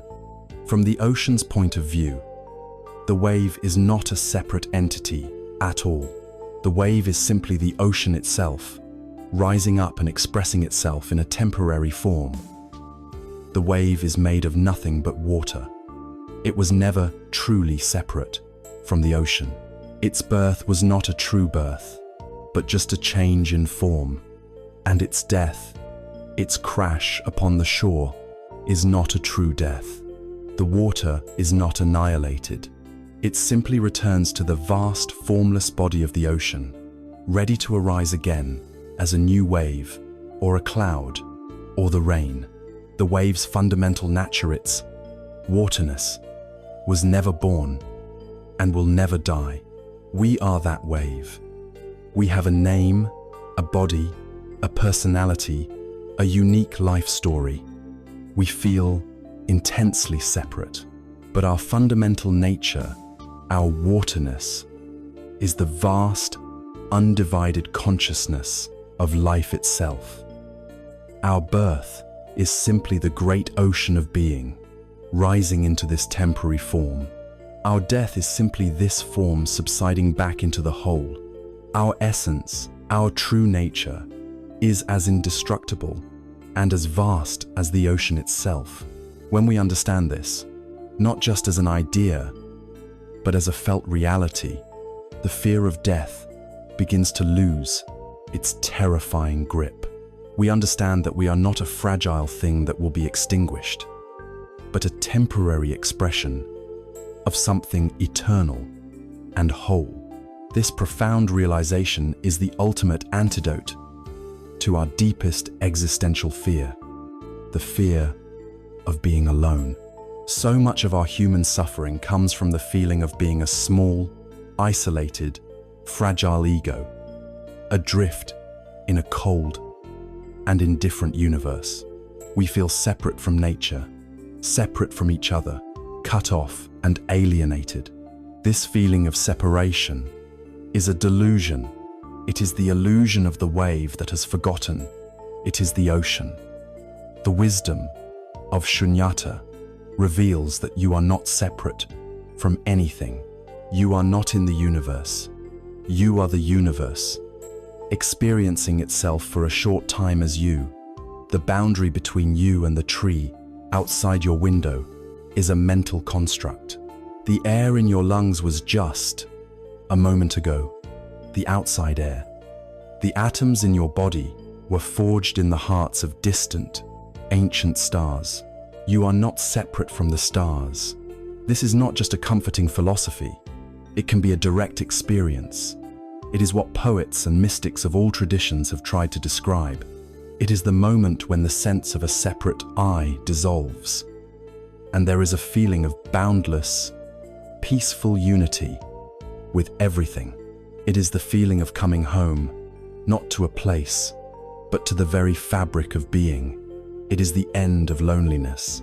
This understanding of emptiness, of our profound interconnectedness, is the culmination of our journey through impermanence.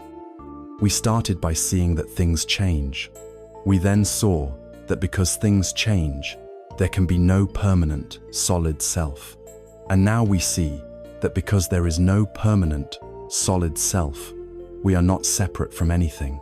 We are inextricably part of a vast, interdependent, and sacred whole.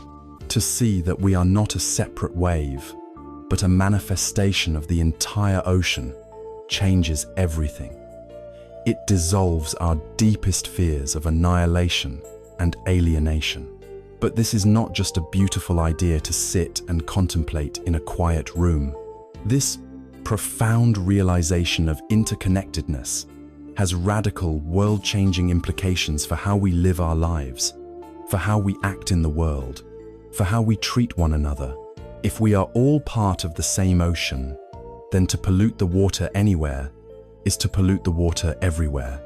To harm another wave is, in a very real and tangible sense, to harm ourselves. This leads us directly to the question of ethics and right action in a world where there is, ultimately, no separation. We have journeyed to the very edge of the self and peered into the deep, unifying truth of our own interconnectedness. We have stood in awe before the realization that we are not a separate wave, but a temporary and beautiful expression of the entire ocean. This insight is not just a breathtaking philosophical viewpoint. It is the very foundation for a new way of living. It is a truth that, once seen, revolutionizes our every action. If we are all inextricably part of the same fabric of being, if the ocean is one, then how shall we live? This realization is the starting point for a life of profound and effortless ethics. In the West, we often think of karma as a simplistic, cosmic system of reward and punishment, a kind of divine bookkeeping where good deeds earn you points and bad deeds earn you penalties. But the Buddhist understanding of karma is far more subtle, natural, and profound. Karma is simply the universal law of cause and effect. It is the law of action and consequence. It is the recognition that in a deeply interconnected universe, nothing happens in a vacuum. When you drop a stone into a still pond, ripples spread out to touch every shore. In the same way, every action you take, every word you speak, even every thought you hold, is a stone dropped into the pond of existence. It creates ripples. It sets causes in motion that will have effects for others and for yourself. This is not a judgment from an external God. It is the simple physics of an interdependent reality. Our actions matter. They have weight. They have consequences. This understanding completely transforms our motivation for living an ethical life. For many, the motivation for being good is transactional. It is based on the ego's desire for a reward. I will do a good deed so that I will receive good karma, or be praised by my community, or earn a place in heaven. This is still a motivation centered on a separate self, on what I will get out of it. But when we truly understand our interconnectedness, this motivation falls away. We act with kindness not to get a reward, but because the suffering of another is no longer felt as separate from our own. To help someone else is, in a very real sense, to help ourselves. To harm another is to harm ourselves. Ethical action ceases to be a strategy for personal gain and becomes a spontaneous, joyful, and natural expression of our true nature. It is the ocean acting to soothe itself. It is the hand instinctively pulling away from the fire, because the hand and the body are one. So how do we practice this? The Buddhist tradition offers a set of beautiful, practical guidelines known as the 5 precepts. These are not rigid commandments handed down from on high, designed to create guilt and shame. They are best understood as voluntary trainings, as compassionate resolutions we make for our own well-being and the well-being of all. They are vows of non-harming. The first is to refrain from taking life. On a deeper level, this is a vow to cultivate a reverence for all of life, to recognize that every being, from the smallest insect to the largest mammal, shares our own fundamental desire to live and to avoid pain. It is a training in gentleness. The second is to refrain from taking that which is not given. This is not just about not stealing. It is about cultivating a spirit of generosity, of contentment with what we have, and of respect for the property and resources of others. It is the antidote to the hungry ghost of consumerism. The third is to refrain from sexual misconduct. This is a training in respecting the dignity, hearts, and commitments of others in our most intimate relationships. It is a vow to not use others for our own gratification, but to connect with them from a place of kindness, honesty, and mutual respect. The fourth is to refrain from false speech. This is a practice of speaking words that are true, kind, and beneficial. It is a recognition of the immense power of our words to either create connection and healing, or to create division and harm. It is a commitment to using our voice as an instrument of peace. And the fifth is to refrain from intoxicants that cloud the mind. This is not a puritanical judgment, but a very practical recognition that a clear mind is our most precious asset. It is a vow to protect our own awareness, so that we can be present for our lives and act with wisdom and clarity, rather than with carelessness and neglect. These are not rules to be followed out of fear, but a joyful path of skillfulness. And the ultimate expression of this skillful, compassionate action is found in the inspiring ideal of the Bodhisattva.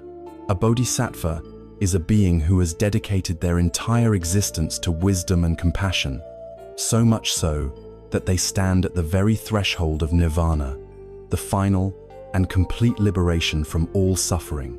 They are one step away from ultimate, unending peace. But as they are about to take that final step, they pause.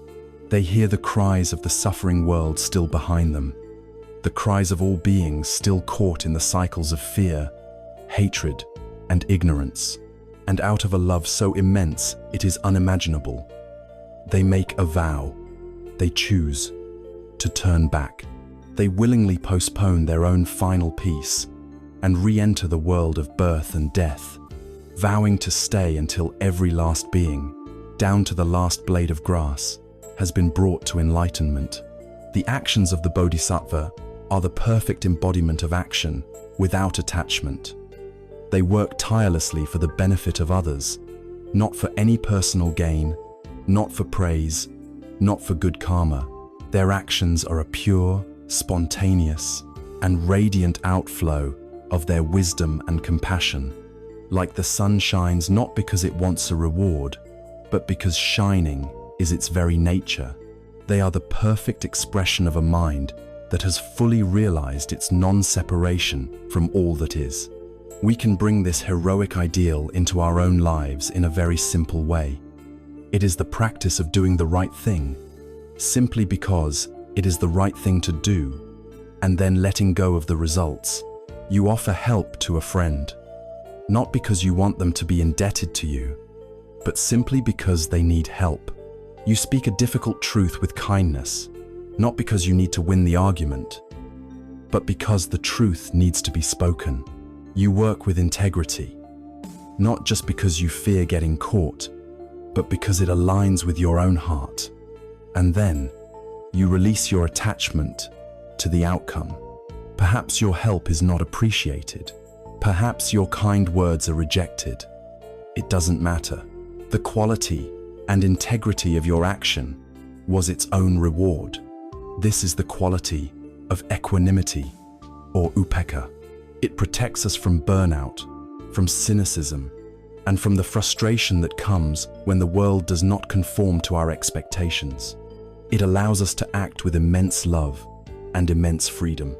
Living this way, with compassionate action and a heart unattached to the fruits of that action, brings a deep and quiet sense of purpose and integrity to our lives. It is the joyful dance of an awakened heart in an interconnected world. Yet, the world around us remains a turbulent and unpredictable place. The waves of gain and loss, praise and blame, pleasure and pain will continue to crash upon our shores. How then do we maintain our inner balance amidst this inevitable storm? How do we find a stillness that is not dependent on the world outside of us being still? This leads us to seek a refuge, not in an external place, not in a philosophy, but in the unshakable sanctuary of our own awakened mind. We have journeyed through the landscape of our actions, learning to live and act from a place of deep, compassionate connection with all of life. We have learned to plant the seeds of kindness and integrity, and to let go of our attachment to the fruits of our labor, finding freedom in the purity of our intention. This way of living brings a profound sense of purpose, and yet, we must be honest. The world remains a turbulent place. The waves of life gain and loss, pleasure and pain, praise and blame, success and failure will continue to rise and fall, crashing upon the shores of our experience. If our peace depends on the ocean of life being calm, we will never know true peace. Where then can we find a reliable shelter? Where is the sanctuary that will not be washed away by the next great wave? This brings us to the essential practice of finding our true refuge. From the moment we are born, we are seeking refuge. As a child, we seek refuge in the arms of our parents. As we grow, we seek it in the acceptance of our friends, in the security of a career, in the accumulation of wealth, or in the love of a partner. We believe that if we can just arrange these external conditions perfectly, if we have enough money, the right relationship, the perfect home, a respected status, then we will finally feel safe, secure, and at peace. We spend our entire lives building these external shelters, but the law of Anicca, of impermanence, teaches us that all external refuges are, by their very nature, unreliable. Money can be lost, health can fail, relationships can change or end, status is fleeting. To build our home for peace on the shifting sands of external conditions is to guarantee a life of underlying anxiety, because we know, deep down, that any of these shelters can be swept away at any moment. The Buddhist path points to a different kind of refuge, a shelter that can never be destroyed because it is built not on the outside, but within the very fabric of our own consciousness. This is traditionally known as taking refuge in the three jewels, or the triple gem: the Buddha, the Dharma, and the Sangha. Now, for many, these words can sound religious or foreign, like something you must pledge allegiance to, but we can understand them in a universal, psychological, and deeply personal way, as living potentials within our own hearts. First, we take refuge in the Buddha. This does not mean we are worshipping a golden statue or a historical figure who lived 2,500 years ago. To take refuge in the Buddha is to take refuge in the quality of Buddhahood itself. It is the recognition and trust that within every single one of us, there is a capacity for fully awakened awareness. It is our Buddha nature. It is the vast, open, clear sky of the mind that we have spoken of, the sky that remains unstained by the passing clouds of thought and emotion. It is the part of you that is able to witness your own anger without being the anger. It is the part of you that can feel deep sorrow without being destroyed by it. It is your own luminous, intelligent, and peaceful true nature. To take refuge in the Buddha is to say, I trust in my own potential to awaken. I have, within me, a source of wisdom and peace that is more real and more reliable than any external condition. It is turning our trust away from the fleeting things of the world and placing it in the unborn, undying nature of our own awareness. Second, we take refuge in the Dharma. This does not mean we must blindly believe every word in an ancient scripture. The Dharma is the truth. It is the law of how things are. It is the teaching of Anicca, the reality of impermanence. It is the law of karma, the truth of cause and effect. It is the reality of our interconnectedness, of shunyata. To take refuge in the Dharma is to take refuge in reality itself. It means that when we are lost, confused, or in pain, we can always turn to the truth as our guide. We can stop fighting with reality and instead align ourselves with it. We can ask ourselves, what is the truth of this situation? Given that things are impermanent, what is the wise way to act? Knowing that my actions have consequences, what path will lead to less suffering for myself and others? The Dharma is our map and compass. It is reliable because it is not based on opinion or belief, but on the fundamental operating principles of the universe, which we can verify for ourselves through our own direct experience. It is a refuge in what is true, over what we simply wish were true. Third, we take refuge in the Sangha. On the outer level, the Sangha is the community of fellow practitioners, the friends and teachers who walk this path alongside us and offer support and inspiration. This is immensely valuable. But there is also a deeper, inner meaning.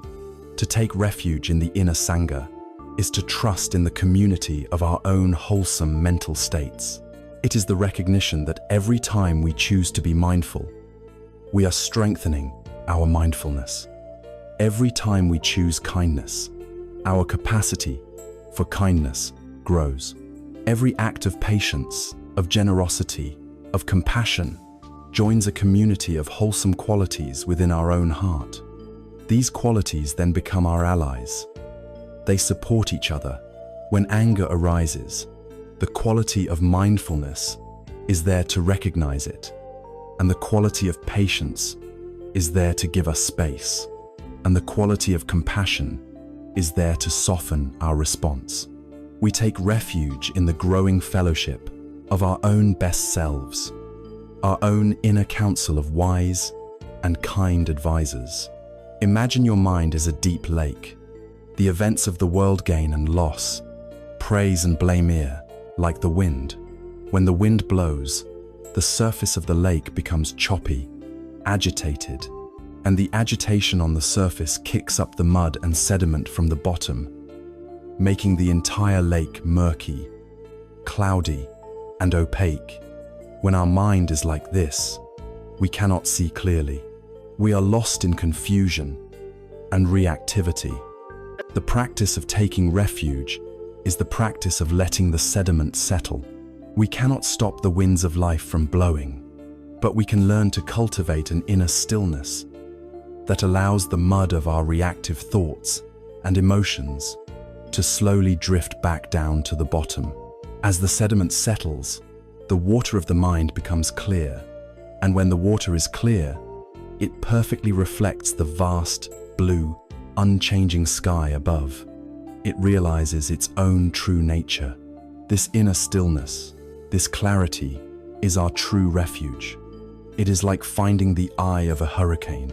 The winds of chaos and change may be raging all around us in our lives, but our practice allows us to find our way to the very center of the storm, a place of profound calm, stability, and peace. This peace is unconditional. It does not depend on the wind stopping. It does not depend on the world being peaceful. It is a peace that can coexist with chaos. It is the deep, silent stillness of the ocean depths, which remain untroubled no matter how violently the waves crash on the surface. This is the ultimate security. It is a home we build inside ourselves, a sanctuary that can never be foreclosed on, a wealth that can never be stolen, a peace that the world did not give us and the world cannot take away. It is always here, waiting for us to return. We return through the breath, We return by trusting in our own awakened nature. We return by aligning ourselves with the truth of how things are. We return by nurturing the community of goodness in our own hearts. Having found this deep well of stillness within, this eye of the storm, we feel a new kind of courage. We have a sanctuary that cannot be taken from us by the changing fortunes of the world. But there remains one last great wave of impermanence, a storm that comes for every one of us, the one that challenges our sense of self and our security at the most fundamental level. How do we bring this inner peace, this profound refuge, to face the ultimate transition? How do we relate to the great and final dance of life and death? We have found our way to the eye of the storm, discovering within ourselves a sanctuary of stillness, a refuge that cannot be shaken by the winds of changing fortune. We have learned to build our home on the unshakable ground of our own awakened awareness, rather than on the shifting sands of the external world. With this newfound courage and peace, we are now ready to face the final and greatest storm that life presents. We are ready to turn our compassionate gaze towards the ultimate expression of Anicca, the one reality that our culture is most terrified of, the great transition that comes for every living being. It is time for us to explore the dance of life and death. Our fear of death is the pinnacle of our resistance to impermanence. It is the ego's last stand, the separate self, this I that we have spent a lifetime constructing, defending, and promoting, is terrified of its own dissolution. It has built up a collection of memories, achievements, relationships, and possessions, and it identifies itself with these things. The prospect of all of this being erased, of becoming nothing, is the ultimate horror from the ego's point of view. And so, our culture conspires with our ego to deny this reality. We use euphemisms. We hide death away behind hospital curtains. We worship youth and fight the natural process of aging at every turn. But this denial does not bring us peace. It only forces the fear into the shadows, where it manifests as a constant, low-level anxiety that drains the vitality from our lives. The Buddhist path, in its profound wisdom, takes the opposite approach. It does not advise us to ignore death, but to turn towards it with mindful attention. There is a practice called maranasati, or mindfulness of death. At first, this sounds morbid. Why would we want to contemplate such a grim topic? The answer is paradoxical and beautiful.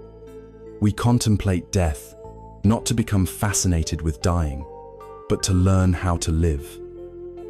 The contemplation of death is a tool for awakening to the preciousness and urgency of life.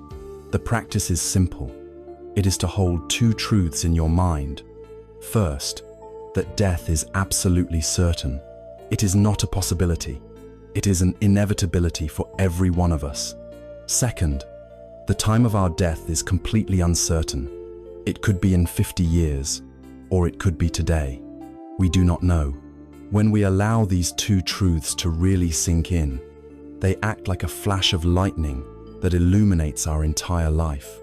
We are shocked out of our complacency. We realize we do not have infinite time to waste on petty grievances, on mindless distractions, on procrastinating our dreams. This practice clarifies our priorities with breathtaking speed. If you knew for certain that you only had 1 year left to live, what would you do differently? What arguments would you let go of? What forgiveness would you offer? Whom would you tell that you love them? What small, beautiful things would you take the time to notice? Mindfulness of death is not about waiting for a diagnosis to start living this way. It is about using the certainty of our mortality to inspire us to live with this kind of authenticity, courage, and love, starting right now. But this practice does more than just make us appreciate life. It helps us to reframe our understanding of what death actually is. Our fear comes from the belief that death is an annihilation, a full stop, an erasure. But from the perspective of Anicca and interconnectedness, this is an illusion. Nothing is ever truly annihilated. It only transforms. Let us return to our metaphor of the ocean and the wave. The death of the wave, its crash upon the shore, is a terrifying end from the wave's limited perspective.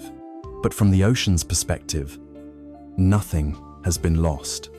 The water that made up the wave simply rejoins the great body of the whole, its essential nature completely unchanged. Or consider a cloud floating in the sky. We can see its shape, give it a name. Then, the conditions change, and the cloud becomes rain. Has the cloud died? Number, it has been transformed into something new. The rain nourishes the earth, flows into a river, and eventually evaporates back into the sky to form a new cloud. The water, the essence, is on a continuous journey of transformation. You are like that cloud. You have this current form, this body, this personality, this name, and this form will, like every cloud, eventually dissolve. But the life force, the consciousness, the fundamental being that animated this form, is not extinguished. It is released back into the great, mysterious cycle of existence. Death is not an end. It is a change of state. It is a returning. There is a poignant story from the life of the great Zen master, Suzuki Roshi. As he was lying on his deathbed, his students were gathered around him, their hearts heavy with sorrow, many of them weeping at the impending loss of their beloved teacher. Seeing their grief, Suzuki Roshi whispered one of his most famous and profound teachings. He said, "In the beginner's mind, there are many possibilities, but in the expert's mind, there are few. The expert's mind is the ego, the personality we have built up over a lifetime. It is fixed in its views, its habits, its identity. It has very few possibilities, and it sees death as the ultimate dead end. But death, in its great wisdom, is the dissolution of this rigid expert's mind. It is a return to the beginner's mind of the universe, state of pure, open, luminous potential, before it has been conditioned into a particular shape or form. It is the wave returning to the infinite possibility of the ocean. It is the cloud dissolving back into the boundless sky. It is not an ending to be feared, but a homecoming to be trusted.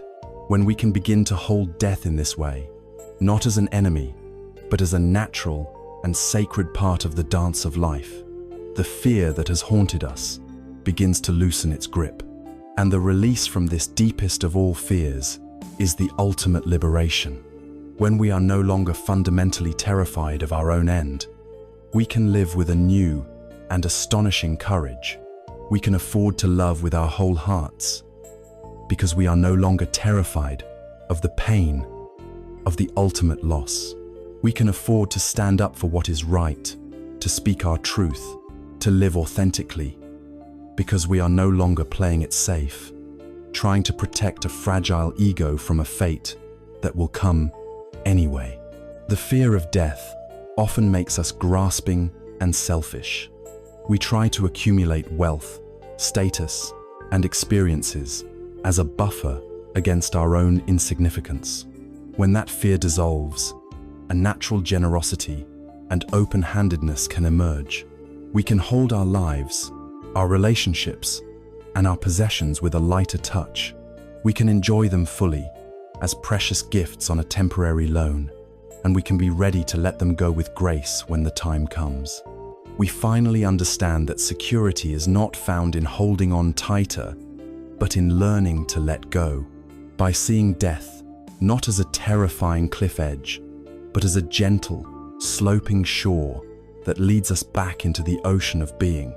We are liberated from our most primal fear. This allows us to live the life we have right now with a new depth, a new richness, and a heart that is fully, courageously, and lovingly open.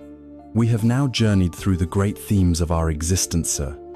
Feelings, our thoughts, our relationships, our achievements, our bodies, and even our mortality, seeing all through the clarifying lens of impermanence. All that remains is to gather these precious threads of wisdom together, to see how they weave a complete and integrated path to freedom, a gift we can give ourselves in every single moment of our lives. We have stood at the edge of the great abyss, contemplating the ultimate transition of death, and have found not a terrifying end, but a sacred and natural transformation. Having looked the greatest of all changes in the eye and found peace, we are now ready to step back and gaze upon the entire landscape of our journey. We began this path together, standing fearfully at the edge of a flowing river, trying to hold back the current of impermanence. We have traveled so far since then.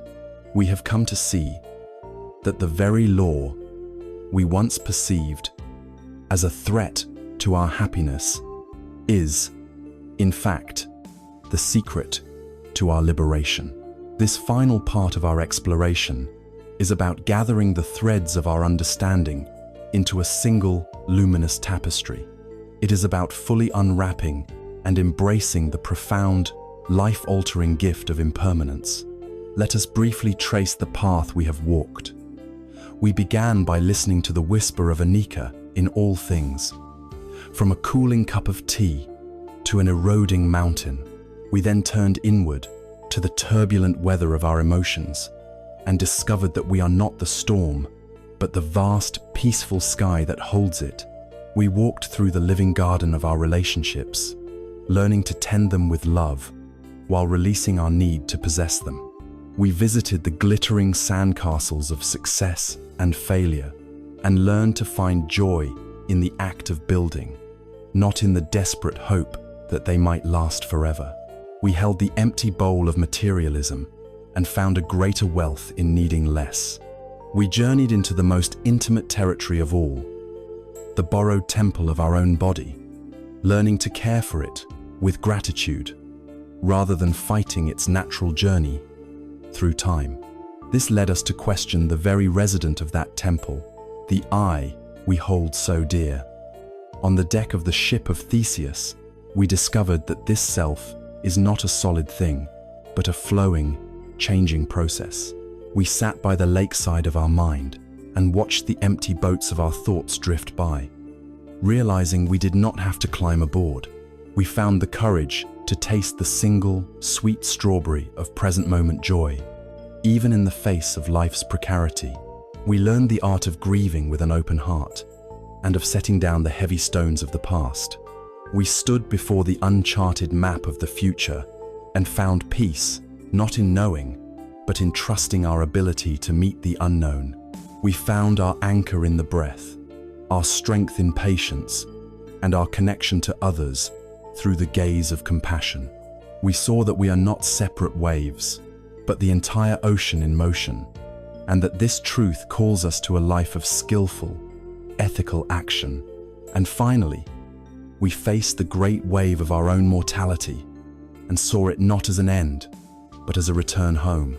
Through all these explorations, a single, revolutionary truth has been revealing itself. What if impermanence is not a curse? What if it is the greatest gift we have been given?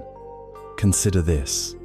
Without impermanence, there could be no healing. A wound, whether physical or emotional, would remain an open wound forever. Without impermanence, there could be no forgiveness. A person who made a mistake would be defined by that mistake for all eternity, with no possibility of change or redemption. Without impermanence, there could be no growth or learning. We would be trapped in the ignorance of our youth, unable to develop new skills, new wisdom, or new qualities of heart. Without impermanence, there could be no hope. For those suffering under oppression, in poverty, or in the depths of despair, the knowledge that this too shall pass is the essential fuel for survival and resilience. Without impermanence, there would be no novelty, no beauty in the freshness of a new day. Every sunrise is beautiful, precisely because the previous one has passed away. Every moment feels alive because it is born from the passing of the last.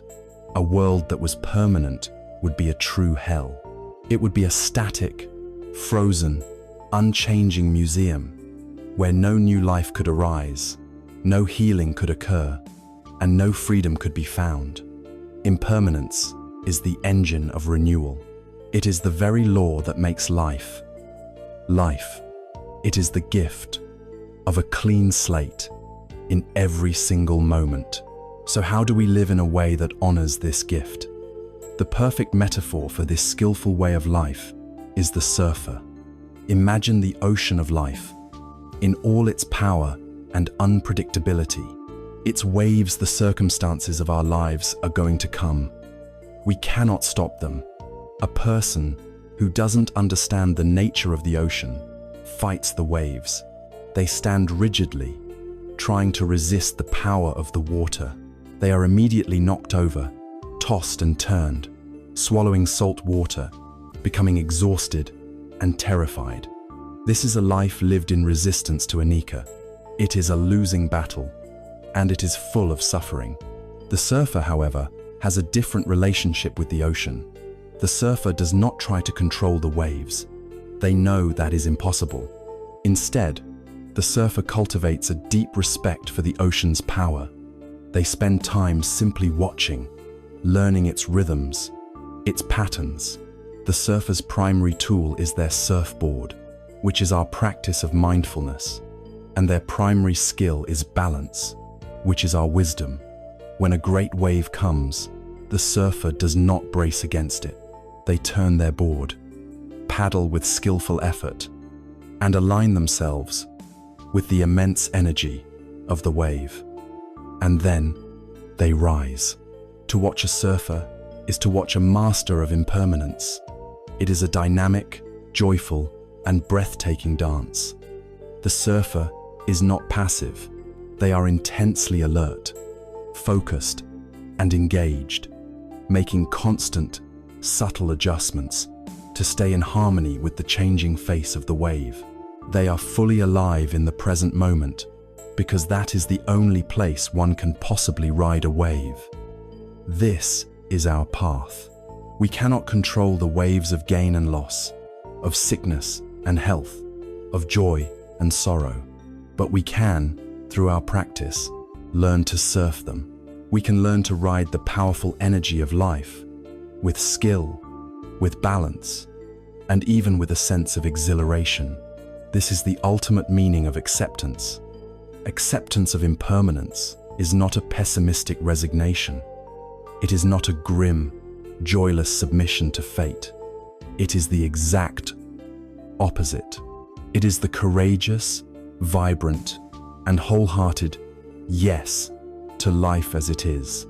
It is the understanding that to fully live, we must be willing to engage with the whole dance, not just the parts we like. It is the paradox that by accepting that everything passes, we are finally able to be fully present for what is here.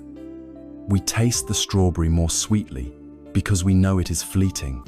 We love more deeply because we know our time with our loved ones is a precious gift. We act with more urgency because we know this moment is our only true opportunity to make a difference. We have come to the end of this long, deep exploration. We began our journey in fear of the river, and we have ended by learning to surf the ocean. We have seen that the universal law of impermanence, which our ego perceives as a threat, is in fact the source of our ultimate freedom. It is the gift that allows for healing, for growth, for hope, for love. It is the gift of a precious, unrepeatable, and ever new present moment. With this understanding now taking root in our hearts, let us take one final look back at our journey, to distill its essential, life-giving message, and to see how we can carry it forward, not just as an idea, but as the living, breathing reality of our days. We began our journey together on the bank of a great river, watching the ceaseless flow of time and change. We began in a state of resistance, trying to hold the water in our hands, exhausted by the struggle against a current that can never be stopped. Now, after our long journey through the landscapes of our own hearts and minds, we return to that same river, but we see it with new eyes. We no longer see it as a threat.